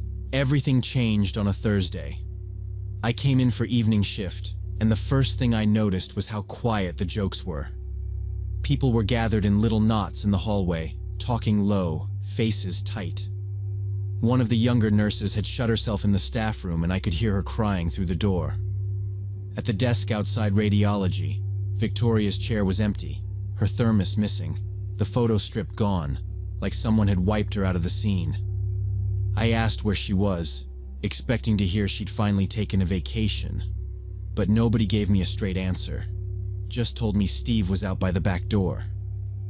Steve had quit smoking a year before, but he was standing there with a cigarette burning between his fingers, staring at the parking lot like it had done something personal to him. I asked, "What happened?" and he didn't answer until I repeated it. Then he said, still not looking at me, "They arrested Victoria this morning. Detectives came in and walked her out in handcuffs." My brain just stalled, and I asked if it was some insurance thing, some mistake, and he shook his head and said, "No, man. They say she killed her sister and brother-in-law. She shot them last night." I remember just staring at him, waiting for the punchline that never came. Steve kept talking, saying he'd heard the rest from somebody in administration who'd been on the phone with the detectives all morning. Their mom had died about 6 months ago, and Victoria and her sister Janice had been fighting over the inheritance ever since. Janice and her husband Roger were living in the house and, according to what Steve heard, refused to split the money or the place, claimed their mother wanted everything to go to them even though there was no will. Victoria had tried to do it the right way, lawyers, meetings, trying to just get her share and walk away. The detective said that last night she drove over there with a gun in her bag, shot Roger when he opened the front door, then went after Janice through the living room and into the backyard. Neighbors heard the screaming and the shots and called 911. When the police got there, Victoria was sitting on the porch steps with the gun on the concrete beside her, not running, not fighting, just waiting. Steve said all that, and then we both just stood there in that ugly loading bay, like someone had turned the air thick. I kept seeing her at the nurse's station, lining up muffins and scolding residents for skipping meals, talking about how family was the whole point of working so hard. Victoria always talked about family being the most important thing in life, showed photos of her nieces and nephews, Janice's kids. The rest of the shift passed in a fog. I mechanically took x-rays, checked orders, moved patients on and off tables, but my head stayed somewhere else. I kept replaying every small moment with Victoria, trying to see something I had missed. When the ER phone rang, my stomach jumped and then dropped when it was just another routine fracture. Habit carried me through the motions, but I barely remember any specific case from that night. Only the weight in my chest and the feeling that the department suddenly felt like a different place, even though nothing looked changed outside. Between scans, I kept thinking about how she talked about her sister. It had always sounded like mild irritation, half joke, half complaint. She would sigh and say things like, "Janice is ignoring my calls again," or "Janice thinks everything should be her way." I usually just laughed, because everyone vents about relatives, and then I turned back to the console or whatever patient was waiting. Now those throwaway lines stayed in my head and would not go away.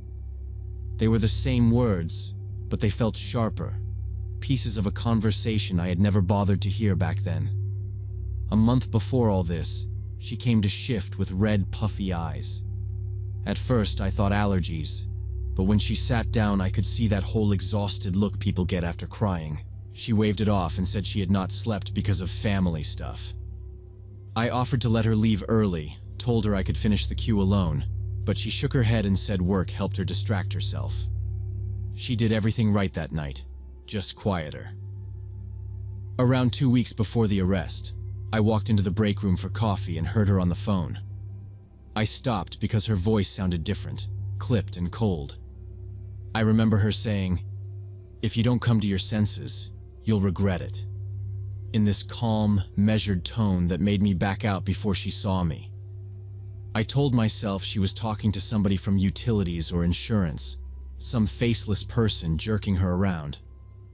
I decided it was polite not to eavesdrop. Now I know I probably listened to the last fight between her and Janice about money. Next day, the hospital was buzzing.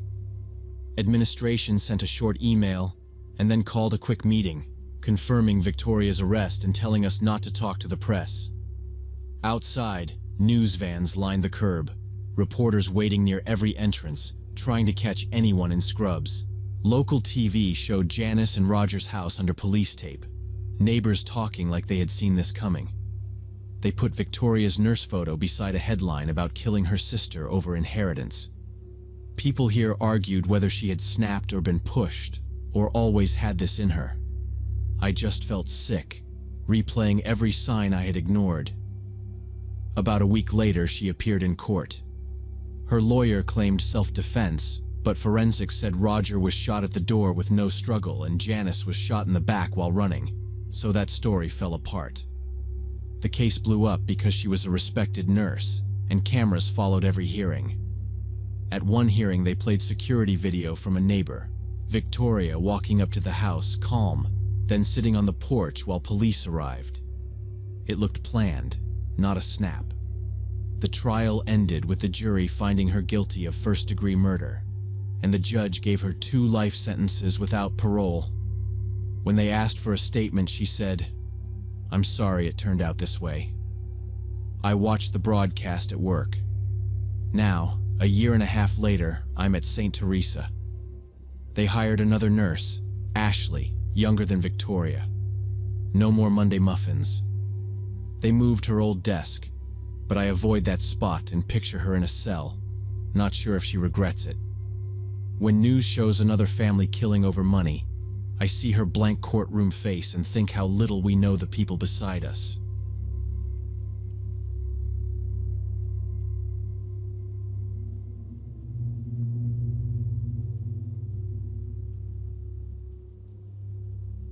Back in May 2018, I decided to drive out to Castle Rock Nature Park, about an hour from Denver.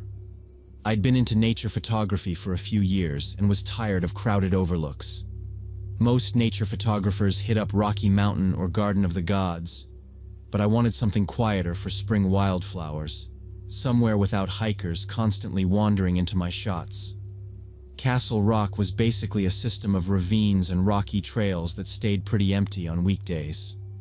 When I parked at the entrance around 9 in the morning, there were only 2 other cars in the lot, which was exactly what I wanted. Fewer people meant fewer interruptions.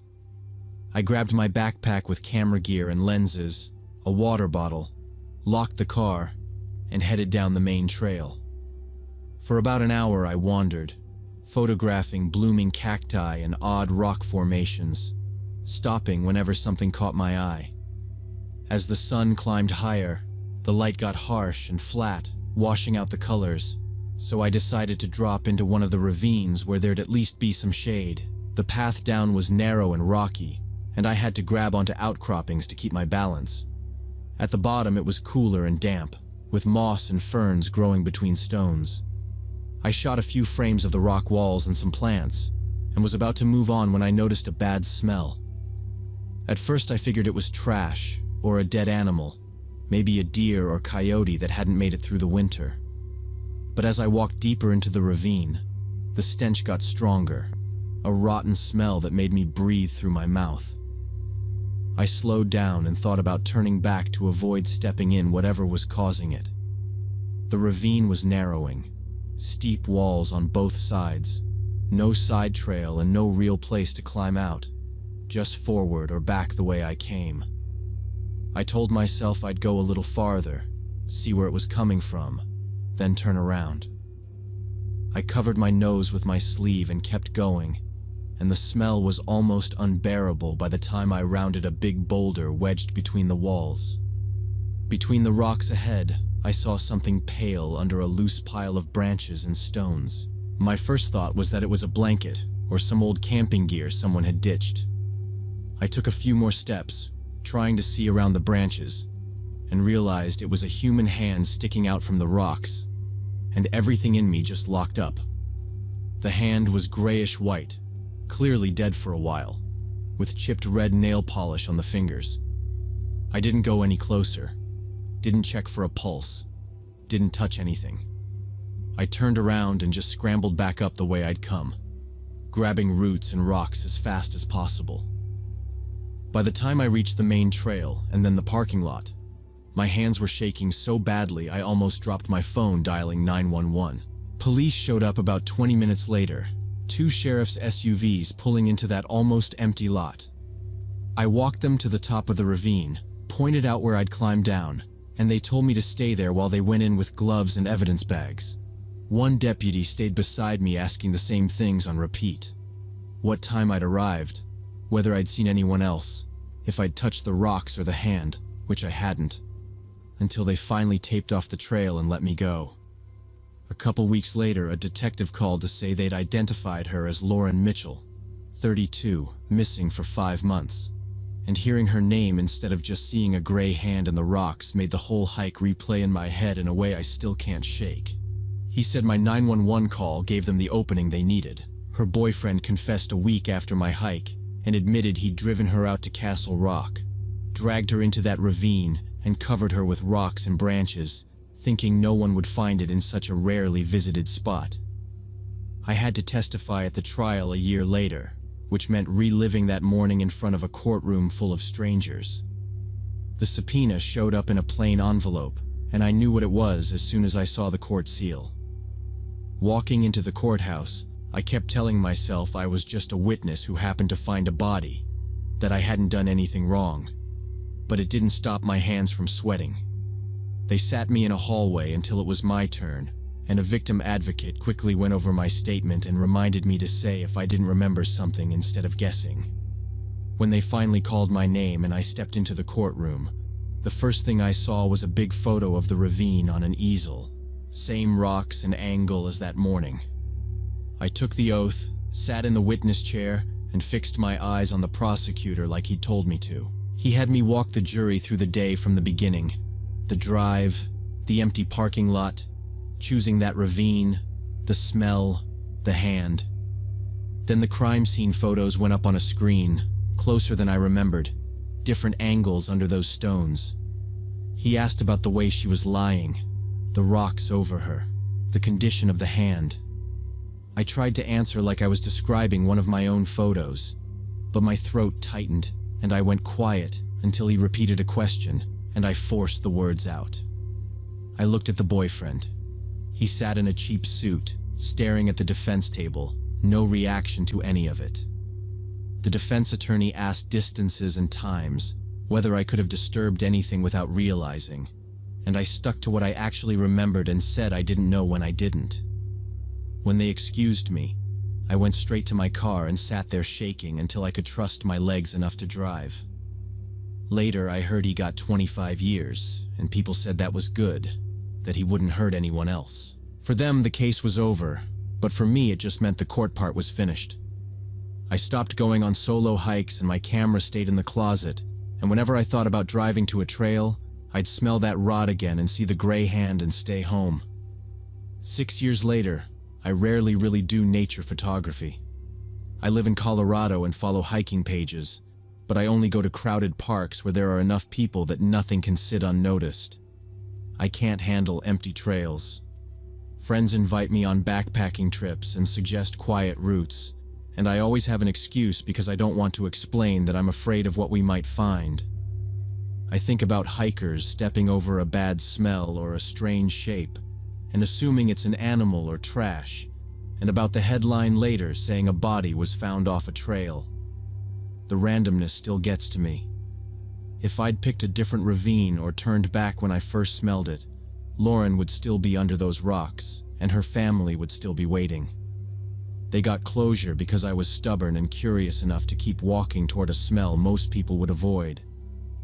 I'm glad they got answers, but nature photography doesn't feel harmless anymore. Even on busy trails now, part of my brain is always scanning the ground and the brush, waiting to see something pale where it shouldn't be.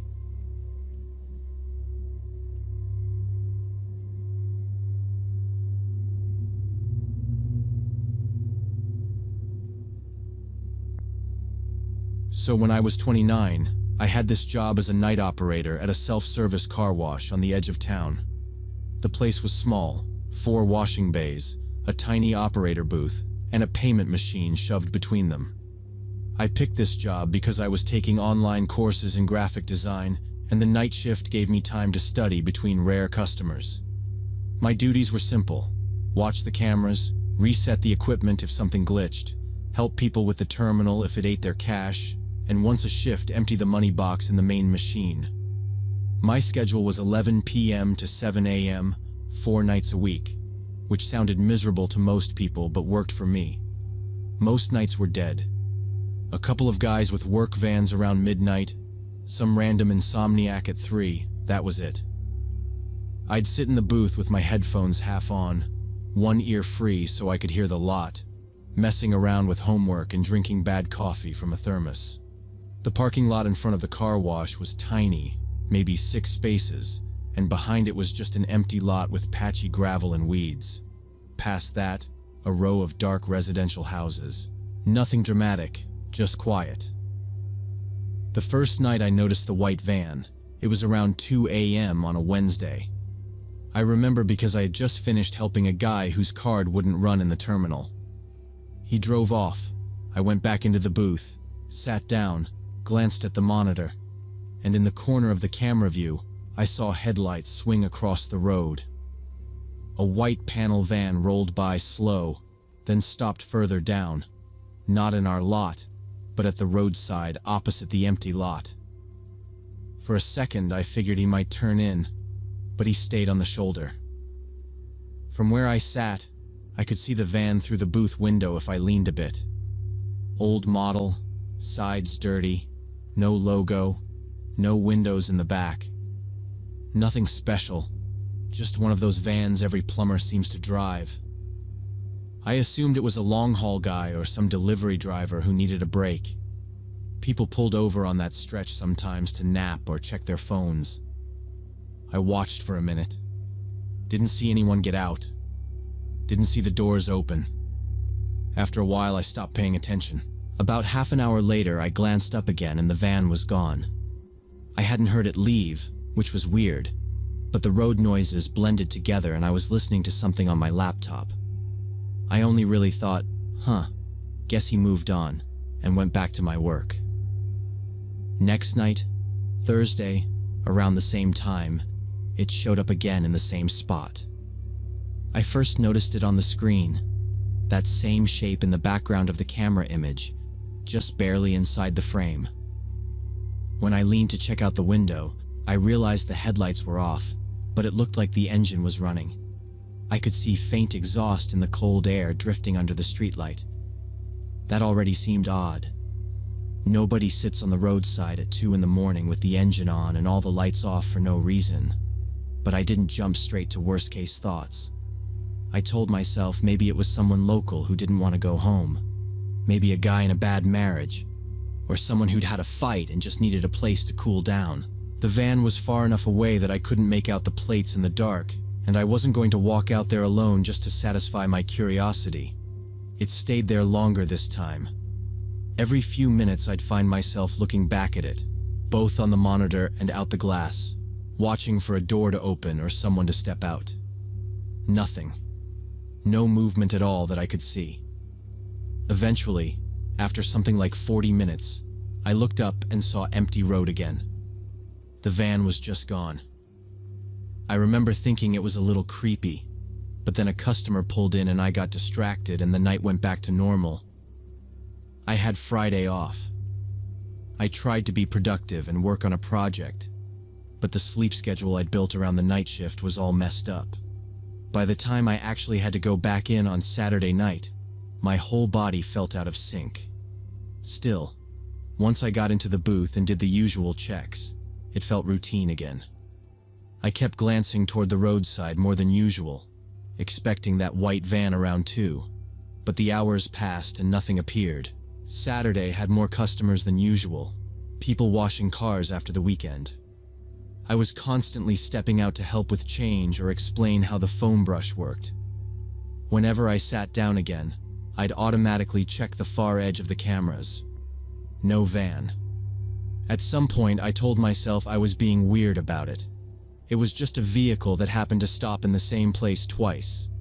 The rest of the shift went like normal. Around 7 a.m., I collected the cash from the machine, sealed it in the bag, locked up the booth. My car, an old Honda, was parked at the edge of the lot about 30 meters from the booth, close to the exit. It was early dawn, still pretty dark. The streetlights were on but dim. I had my bag over my shoulder and the cash bag in my hand. I walked across the concrete, thinking about getting home and showering, when I suddenly felt this sharp chill down my spine, like something in me just locked up. That feeling when you're being watched. I stopped, turned around and froze. At the far edge of the empty lot, in the shadows, sat the white van. It had probably been there a while, I just hadn't seen it from the booth at that angle. I picked up my pace toward my car, but then heard the sound of an engine starting. The van began moving slowly from the empty lot in my direction. I switched to a jog, then to a run. My keys were in my jacket pocket, and of course they were buried in the corners. I shoved my hand in while I ran, fingers slipping on my phone, receipts, everything except the keys. Behind me, the engine revved louder and the tires squealed. They weren't just leaving, they were coming straight for the lot. I reached my Honda, heart pounding, and yanked my pocket inside out. The keys flew out and hit the ground, bounced under the door a little. For a second, I lost sight of them. I dropped to my knees, grabbing at the concrete, and in that moment, the van shot into the parking lot, way too fast, heading straight at my car. I snatched the keys, almost dropped them again, got the door open and threw myself inside. Out of the corner of my eye, I saw the van brake hard and slide sideways, stopping a few meters in front of me, blocking the exit. The side door started to slide open. The door hadn't even finished opening when I saw two men inside in dark hoodies. One was already stepping out. I turned the key with shaking hands. The engine clicked once, then again. On the third try, it coughed and started. I slammed the car into reverse. The Honda jerked back just as the first guy reached my door. I heard the handle rattle and felt the door jerk, but the car was already rolling. I didn't try to squeeze through the exit. I aimed for the strip of grass and broken asphalt on the side, bounced over the curb, and swung around the back of the van onto the road. I drove toward the nearest 24-hour supermarket. I grabbed my phone, hit emergency, put it on speaker, and told the dispatcher I was the night operator at the car wash, that a white van had tried to block me in, and two men had jumped out. She asked if they were following me. I kept checking my mirrors. The road behind me stayed empty. She told me to park somewhere busy with cameras and wait in the car until officers arrived. I pulled into the supermarket lot and parked by the entrance under the camera dome. I waited there in the driver's seat, watching the road. After about 10 minutes, a patrol car stopped near me. One officer came to my window while the other watched the road. I cracked the glass and went through everything again. I gave them the only description I had. Older white van, maybe a Ford, dirty sides, no windows in the back, two men in dark hoodies. I admitted I hadn't seen their faces and couldn't read the plates. Officers drove back to the car wash, but the van was gone and nothing to see. They checked the door and asked about cameras. When I said there were no cameras outside, only old ones in the booth, they opened a case but said it would be hard without plates. I quit the week after my boss called it an incident and refused cameras or security. I never found out who those men were or what they wanted. I tell myself it was about the cash in the machine, but the way they boxed me in and rushed my door makes me think it might have been something worse.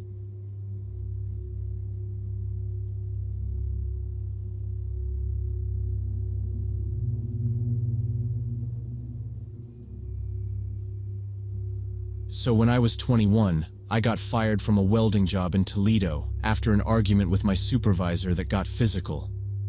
I didn't throw the first punch, but I definitely threw the last one. And either way, the result was the same. Packed my tools, walked out the gate with my final paycheck, and stood on the highway with my thumb out. I was too proud and too angry to call my parents in Cleveland and ask for a ride. I didn't want to explain that I'd screwed up again. Didn't want to hear my dad's silence on the other end of the line.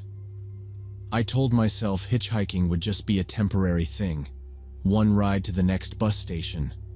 But I knew I was really just avoiding that phone call. Cars went by without slowing, drivers giving me that quick, guilty look and then pretending they hadn't seen me. After a while, an old gray Ford sedan, 90s model with a dent in the rear fender, drifted onto the shoulder and stopped a few yards ahead. Driver's window came down halfway.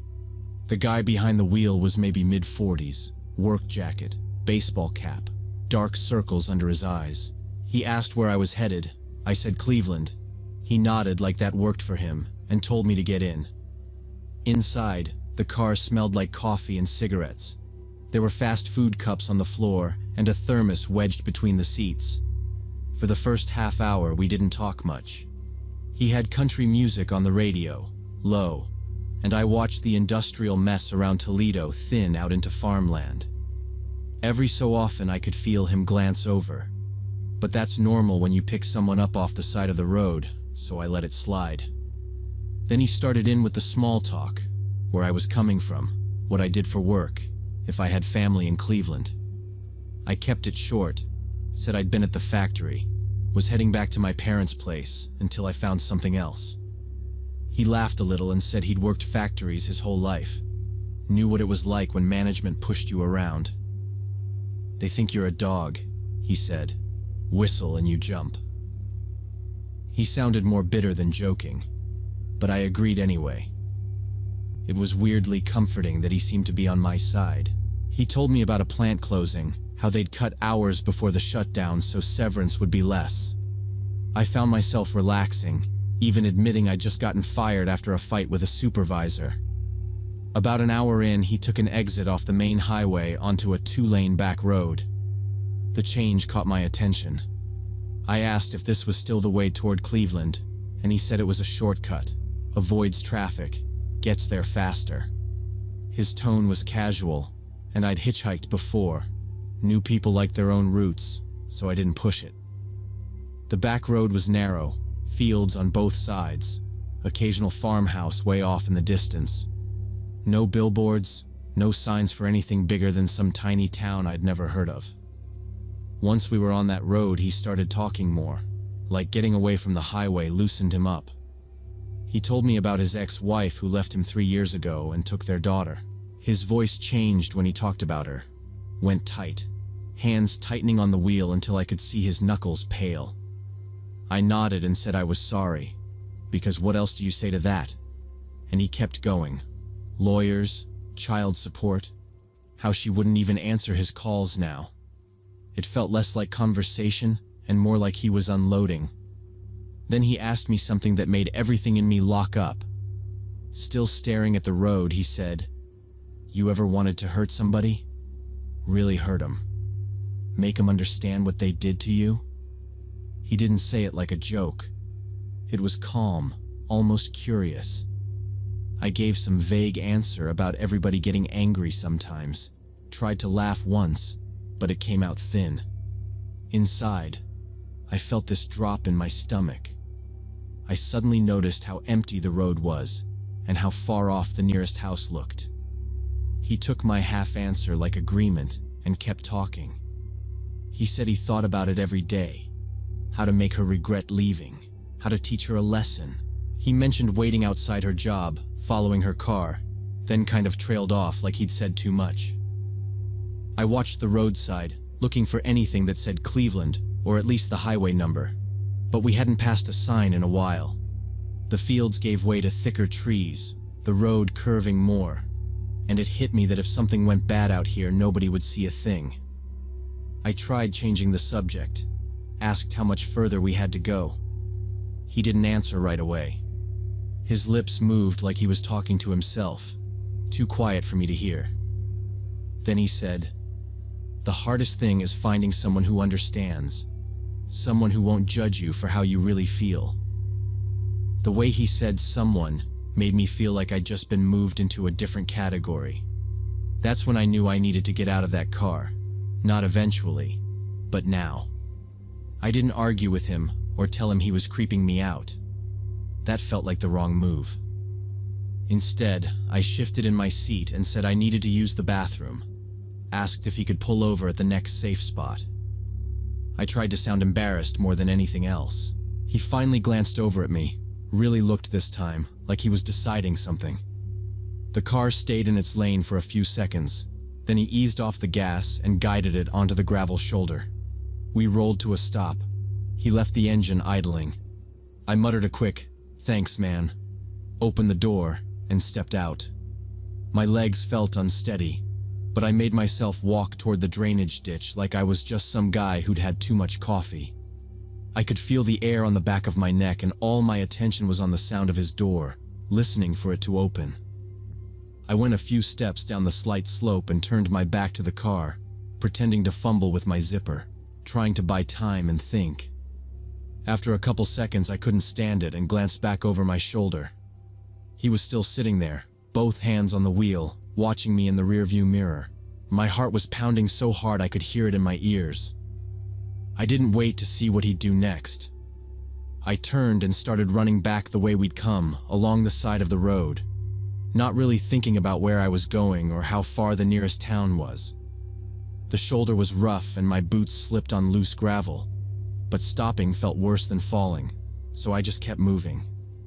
I told myself if I got far enough I'd hit a gas station, some kind of store, anything with people.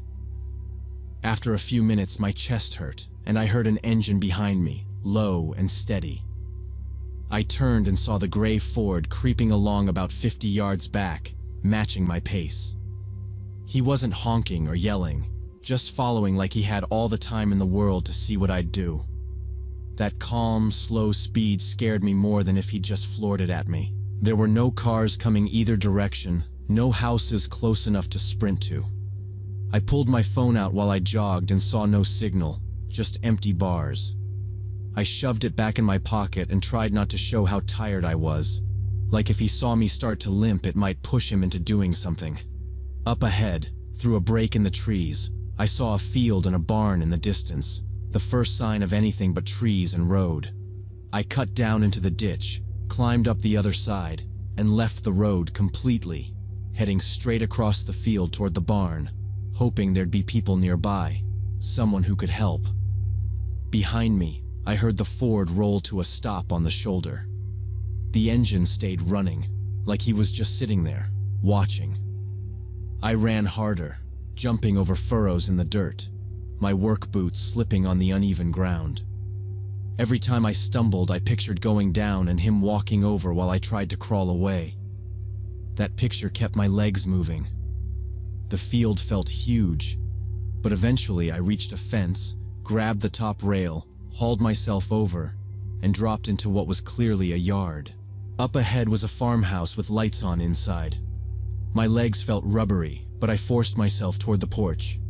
When I risked a look back, I saw the Ford still on the road, engine idling, headlights pointed down the shoulder. I ran up the steps and hammered on the front door with the side of my fist, again and again, until it opened, and an older woman stood there, looking more cautious than scared. I was bent over, gasping, trying to get words out, telling her a man in a gray car had picked me up hitchhiking and then followed me when I ran. She didn't argue or treat me like I was crazy. She stepped back and told me to come in. A man's voice from down the hall asked what was going on, and her husband, an older guy in work clothes, came out. She repeated what I'd said, calmer, and he didn't waste time. He went to a cabinet, grabbed a shotgun, and walked past me out to the porch. I stood in their front room trying to slow my breathing, listening to the screen door creak and slap shut. The woman hovered near me, asking my name, where I was headed, if I was hurt. I just kept asking if the car was still there. She glanced toward the front window but didn't go to it, like that was his job. After a minute, he called back that the gray Ford was still sitting on the road. Another long minute went by, and then he said it was moving. I edged close enough to see through the window and caught it rolling away, slow at first, then a little faster, until it disappeared around a curve and the sound faded. The woman picked up the phone and called the sheriff, gave their address, repeated my story in simple pieces. When she hung up, she said a deputy was on his way, but it might take a while, and told me to sit at the kitchen table. Time dragged, but eventually a patrol car pulled into the driveway, and a deputy came inside. I told the whole story again, from the factory to the back road to me running across the field. There wasn't much he could write. Gray sedan, older model, dent in the rear, guy in a cap. He went out with the husband to look at the road, then came back and said there wasn't much they could do without a plate number or better description. The deputy offered me a ride to the nearest bus station, so I took it. On the way, he kept glancing over and finally said, "You're lucky you ran when you did. We've had calls about suspicious vehicles on that back road before, but never caught anybody." At the station, I used a payphone to call my parents and told them I'd lost my job and needed help getting home. I left out the part about almost getting into a car with a psycho, just said I'd explain later. They said they'd send money for a ticket and told me to stay put. So I sat there in a plastic chair with my backpack by my feet, watching every car that passed outside the big front window, half expecting to see that gray Ford again. And I kept thinking about how all of it started because I was too proud to ask for a ride, and how close I might have come to never making it home if I'd stayed in that car.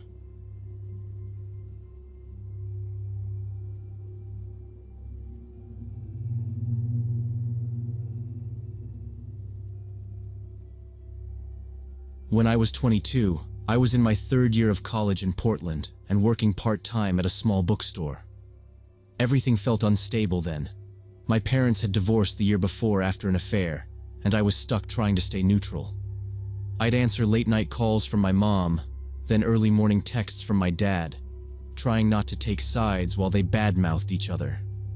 Money was tight, so I grabbed extra shifts whenever I could, and still lay awake doing math with my rent and tuition. Right around then, Laura got hired at the shop, starting the same week I did, and our schedules lined up almost perfectly. We were both 22, both stressed about school, and we started talking while we straightened shelves and complained about customers. A few weeks later, we were grabbing cheap takeout after closing, sitting in my car for an hour because neither of us wanted to go home. At first, Laura honestly felt like the friend I'd been missing, the one person who didn't act bored when I talked about my family. Instead of saying, "Wow, that sucks," she'd ask follow-up questions and remember details, like which aunt was siding with who that week. She'd show up with a coffee and say she could tell I hadn't slept, or text to check I got home safe after closing. Looking back now at 28, I can see how fast it all moved. But at the time, it just felt like finally having backup. If I said I was overwhelmed, she'd reply right away telling me to call any time, that sleep was overrated and friends came first. She'd stay late to help me restock, even when the manager told her she could clock out, shrugging that she hated being alone in her apartment anyway. Once she joked that we were work wives now and asked if I was ever going to leave her for some random guy. I laughed, said she was stuck with me, and didn't think much about how serious she sounded under the joke. Over the next few months, little things started to feel off, mostly around how quickly she could get hurt or offended. If I didn't answer her within an hour, I'd unlock my phone after class to 3 or 4 messages asking if I was mad at her. Once during a midterm, I left my phone in my bag and came back to a long text about how she clearly cared more than I did. She apologized later, blamed her anxiety, and I accepted it because honestly, everyone I knew was anxious, and I didn't want to lose her. Around 6 months in, my manager promoted me to senior sales associate, which meant a tiny raise and more responsibility. I told Laura on our break, expecting her to freak out with me, but she just gave this stiff little smile and said I was good at getting management to like me. She added that she didn't have that talent, then changed the subject, and for a while every nice thing my boss did for me came with a side comment from her. If the manager asked me to handle a display, Laura would mutter that of course her favorite got the job, half laughing like she wanted it to sound harmless. When I started seeing a guy from my study group, Mark, she met him twice and immediately decided there was something wrong with him. She'd roll her eyes when I mentioned him, say he gave her weird vibes, or that I was finally getting my life together and now tying myself to some mediocre dude. If I spent a weekend studying at his place, she'd text that I was forgetting who had been there when everything at home fell apart. I tried to be fair, splitting my time, inviting her to group hangouts. But slowly I started feeling guilty that anything in my life was going even slightly right. That winter, Laura mentioned a closed Facebook support group and urged me to join there anonymously. I dumped the divorce and money stress there, and soon supportive listener wrote long, careful replies analyzing feelings, suggesting ways to cope with situations. We started messaging privately on Facebook after one of my longer posts in the group. Supportive listeners said they had also gone through their parents' divorce and understood my pain. They wrote that they felt a special connection with me and were glad they could finally help someone who deserved it. It sounded intense, but I was touched. Over the next 4 months, we talked almost every day. I sent long messages between classes and during slow hours at the bookstore, telling them things I had not told anyone else about my family, money problems, and constant stress back then too. I even started talking about Mark, my boyfriend from class, telling every small argument and insecurity. Supportive listener always took my side, writing long replies about how I was strong and smart and deserved better from everyone around me. While that was happening, things with Laura at work were getting strange. She stopped waiting for me after shifts and barely looked up from her phone when I came in. Twice she forgot to pass along schedule changes from our manager, so I showed up wrong and looked unreliable in front of customers and coworkers. It started bothering me every single shift. In April, for my birthday, I decided to have a small thing at my apartment and invited a few classmates, Mark and Laura. It felt wrong not to include her. She showed up with a bottle of wine, hugged me, joked with Mark, and acted totally normal, so I started to relax. Later, when most people had left, I went to my room to grab my phone and saw Laura at my desk, my laptop open in front of her. She jumped, slammed the lid shut, and said she had only been trying to put music on through my Spotify. The next day, I could not stop thinking about it, so I checked my browser history and saw my Facebook login page and profile in the recent tabs from late that night. I kept my password saved on that laptop. Realizing someone had opened my account made me feel sick, but other people had been in my room, so I just changed the password and tried to move on. About a week later, I got a new message from supportive listeners saying they knew my real name, where I studied, where I worked, and that it was not a coincidence either. The message said I needed them, that they had spent much time supporting me, and now I had to trust them completely. Reading it back, I realized my anonymous account never listed my real name, school, or job. The only place those details matched was my Facebook. I took screenshots and sent them to Mark. When he called, he said it sounded like stalking and that the way they praised me as the strong one was exactly how Laura talked. I blocked and reported the account and then went to my manager, campus security, and the police to file reports. After the reports, nothing dramatic happened. Laura kept acting distant at work, and a few weeks later she quit by email and stopped showing up. Around the same time, the supportive listener account vanished from the group. I never got proof it was her, but at 28 I still think about how neatly the pieces fit together and how easily she had access to my life. It changed how I use the internet and how I pick friends. Now I notice when someone tries to isolate me, and I take that feeling seriously instead of calling it paranoia these days.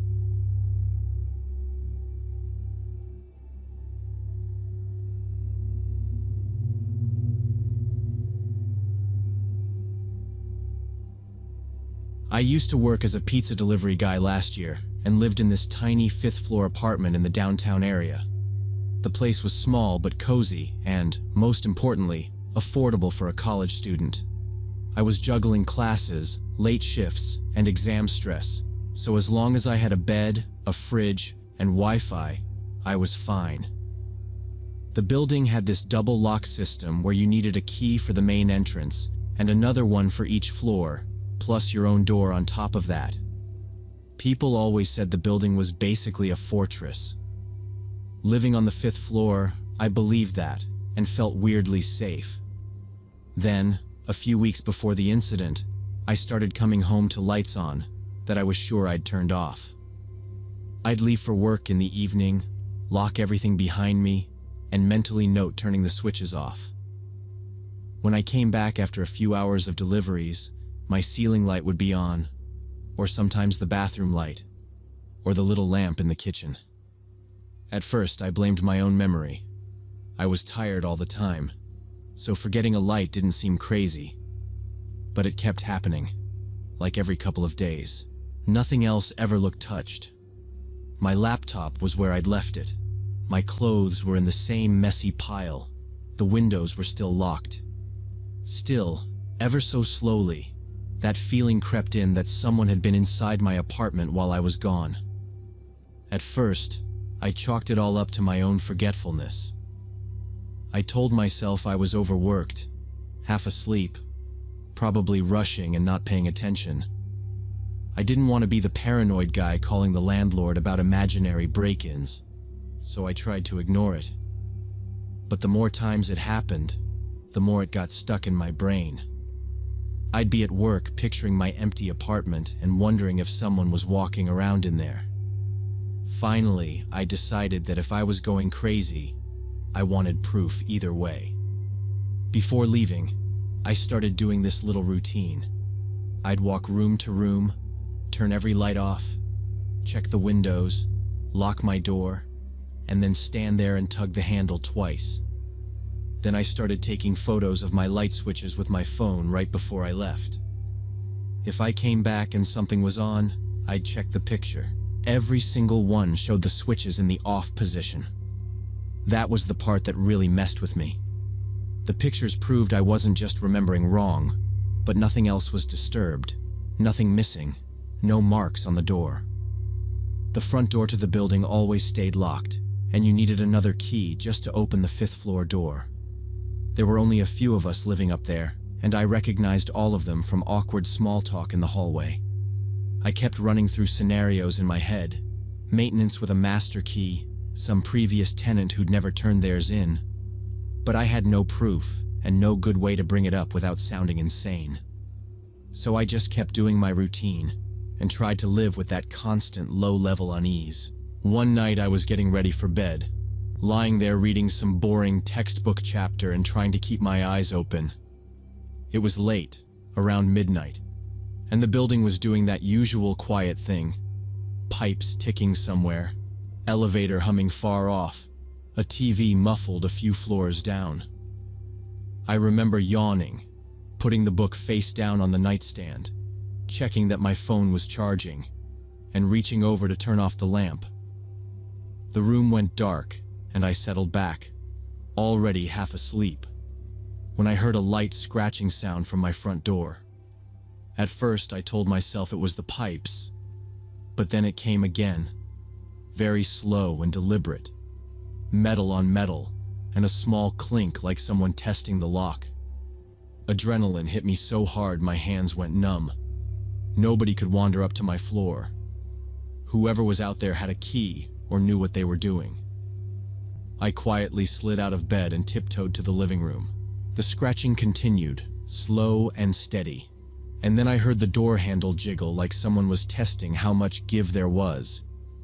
I froze in the middle of the living room, listening. It went quiet for a second, and I almost convinced myself it was nothing. And then there was this tiny mechanical click from the lock.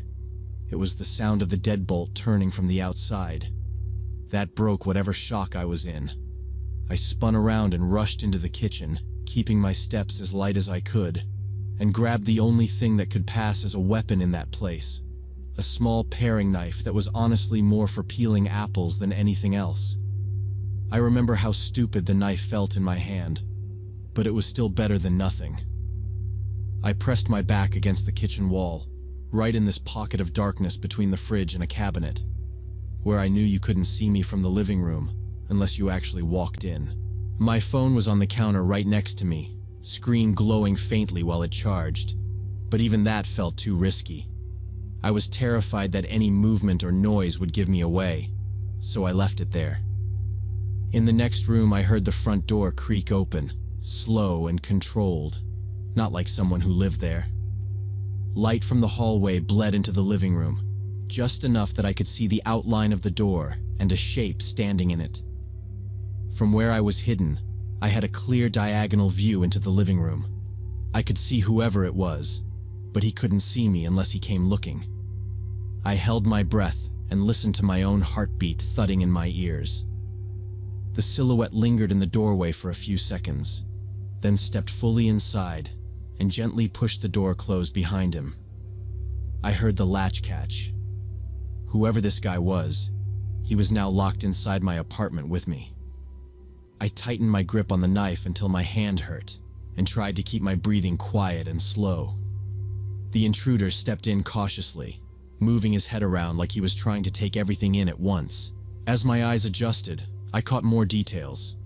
He was tall and lean, wearing a dark hoodie with the hood up, the drawstrings pulled tight enough that most of his face was in shadow. The only thing I really saw was the reflection from his eyes when he glanced toward the window. On his feet were old tennis shoes with the soles worn down. They barely made a sound on the floor. He didn't say a word. He just started going through my stuff like he'd done it before. I watched him open my desk drawer, shuffle through my notebooks, move a few envelopes around, then close it without taking anything. He checked the little TV stand, looked under it, opened the small cabinet I used as a pantry, and pushed aside some boxes. His movements were fast but controlled, like he knew exactly what he was doing, but didn't want to waste time. Every time he turned his back toward the kitchen, I thought about rushing him, but I kept stopping myself.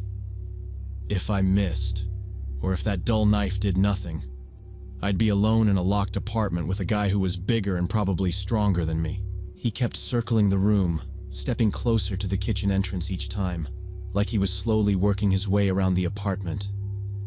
Those few minutes felt way longer than they probably were.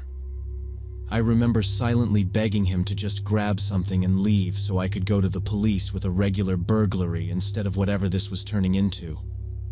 At one point he paused near my bedroom door, looked in, then came back toward the kitchen. Eventually the man crossed the threshold into the kitchen where I was hiding, just a few feet away from me. He still hadn't noticed me in the dark corner. To my horror, he casually reached out and flicked on the light switch with the back of his knuckles. The kitchen lit up in an instant. For a split second, we just stared at each other. His eyes went wide, mine probably did too, and then everything happened at once. He jerked back in surprise, and I lunged forward on instinct, driving the little knife toward his upper body. The blade hit his left shoulder. I felt resistance, like trying to push into tough rubber, and for a second I honestly didn't know if I'd done anything at all. Then he let out this short, raw shout and grabbed at the wound with his hand. He swung at me with his other arm, a wild punch aimed at my head. I ducked, feeling the air move over me, and nearly lost my grip on the knife. I straightened up and lifted my arm again, ready to stab if he came closer, but he didn't. Instead, he spun around and bolted out of the kitchen. I followed him as far as the living room, just enough to see him yanking my front door open and stumbling into the hallway. There were small, dark drops on the floor where he'd been, a spaced-out line leading from the kitchen doorway to the entrance. I didn't chase him. I slammed the door shut, locked both locks with shaking hands, then finally grabbed my phone and called the police. When the officers showed up, they looked around, asked me the usual questions, and noted the blood. They talked about checking the building cameras and taking a sample, but it all felt routine to them, not urgent. In the weeks after, no one ever called me back with an update. When I followed up, they just said the case was open and they'd let me know if anything came up. As far as I know, nothing ever did. To this day, I still don't know for sure if the guy that night was the same person who'd been in my apartment before, turning my lights on and off and quietly going through my stuff. But I'm almost certain it was.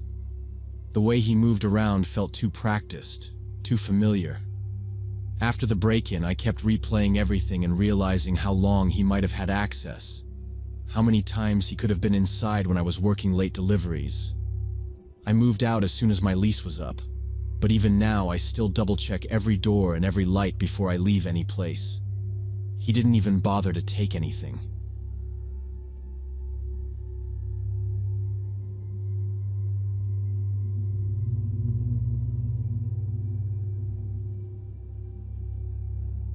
Three years ago, I broke up with my girlfriend after a 2-year relationship. We had lived together, shared bills, shared a friend group, and then in about 2 weeks it was gone. There was no cheating or drama, just months of small fights that wore us down until we admitted it was over. She kept the apartment because the lease was in her name, and I ended up sleeping on a coworker's couch, scrolling rental sites at 2 in the morning and feeling like a 23-year-old failure who had managed to blow up his whole life. Eventually, I took the first decent offer I got, a junior programmer job in another city about 2 hours away. It was not some dream position, but it paid okay, and it gave me a clean break. I rented a small studio near the office, brought my old PC, a mattress, and a couple of boxes, and that was basically it. After work, I would walk home, heat up something frozen, and just sit there in silence. I was 23, in a new city with no friends, and the only voices I heard were from podcasts and error messages. After a few weeks of that, I realized I needed to talk to people who were not coworkers or my ex in my head. I did not want to date again, not even casually. Just the idea of first dates and pretending to be okay made me feel sick. I mainly wanted someone to watch movies or go to concerts with. I downloaded a friend finding app, set everything to friends only, and wrote in my profile that I had just come out of a long relationship. One evening, a woman named Alice messaged asking about a modern art exhibition. I told her I liked painting and that I would appreciate the company, and I reminded her I was only looking for platonic friendship. She replied that she felt the same, that she was burned out on dating and just wanted another art nerd to hang out with. We chatted about our favorite artists for a while. I admitted I liked colors and clear shapes because my brain was already messy from code. Around 10, I said I was tired from work and needed sleep. She answered, "Okay, sweet dreams." And I was almost out when my phone started buzzing. I assumed it was a group chat, but the screen was full of her name. Alice had sent a voice message that said 7 minutes something. For someone I had met that night, that felt like a lot. I thought about ignoring it until morning, but curiosity won, so I put in my earbuds and hit play. At first she sounded nervous, apologizing if she was being too much and saying she hoped it was okay to share something personal. Then her voice sped up. She told me she had done a tarot reading about me after our chat earlier. She said the cards showed 2 souls who belonged together, and that it was not coincidence, it was fate. She also said the cards showed us living a long life together and running a yoga or art studio. She kept saying it like it was already decided. Then she said she had seen my face in a meditation 2 months before. By the time the message ended, I felt awake and tense. I reread our chat, then wrote back thanking her but saying I was not looking for a relationship and had just come out of a long, painful one. Her answer popped up almost immediately as one solid block of text. No punctuation, barely any breaks. Just this stream of words I had to squint at to follow. It looked less like a reply and more like she had dumped her whole mind into the chat window that night. The basic message was that I did not understand the signs the universe was sending, that my no was really fear from old relationship wounds, and that she could help fix that. She wrote that if I let her in and stopped resisting, she could heal me with her energy. She replied again a minute later, another wall of text. This time she said she had talked to her Reiki mentor about me, and they'd checked our connection together. According to her, this mentor confirmed that on some astral level we were already bound, like we'd been paired long before we were born. She wrote that I was in denial now, but soon I would understand. That she could be patient because she knew this was predestined. She ended with something like, "You're in denial now, but soon you'll understand. I'll wait, because I know this is meant for us." Reading that alone in my small apartment made my stomach drop. I stared at the messages for a while, typed a few half-replies, then just blocked her on the app, turned my phone face down, and tried to convince myself it was over. Sleep that night was awful. Every time a car door slammed outside or my laptop chimed, I jolted awake thinking it was her on another platform. I kept replaying parts of the voice message in my head, the way she went from timid to completely sure we were meant. Around 3 in the morning, I checked the door lock again, hovered over the option to delete the app entirely, then told myself I was being dramatic, and that blocking her was enough. In the morning, before work, I opened LinkedIn on my computer without really thinking. I had 2 new notifications. One was a recruiter. The other was a connection request from Alice, with my full name and the company I worked for right there. She'd also sent messages. "Why did you block me? We need to talk about this. It's not a coincidence you moved to this exact city." My chest went cold when I read that. I realized she'd found me just from my name and the basic job info on my Meetup profile. I didn't answer her at all. I blocked her on LinkedIn, closed the tab, then sat there staring at the office wall for a few minutes, thinking about what else she could dig up. Meetup had my first name, job title, and city. LinkedIn had my face and work history. No address or phone, but it still felt like way too much in the hands of someone who thought the universe had mailed her my soul. I went back to Meetup, deleted my profile completely, then opened every social media app I had, and turned off notifications and tightened some privacy settings. For a few days, I jumped every time my phone buzzed anyway. At work that afternoon, I must have looked rough because a coworker I'd been eating lunch with asked if I was okay. I gave him a short version of the story, just saying a woman from a friend app had gone overboard and tracked me down on LinkedIn. He frowned and said that was messed up. When our shift ended, I asked if he could walk with me to my car in the lot for a bit, just in case she decided to show up. He didn't laugh or call me paranoid, just said, "Yeah, of course." And for the next few days, he and another coworker walked out with me after work until I felt a bit safer. Fortunately, she never showed up in person. Either she didn't know exactly where I worked, or she didn't dare to come. After about a week, everything went quiet, and I didn't hear from her again. I still get a weird feeling and share way less online now.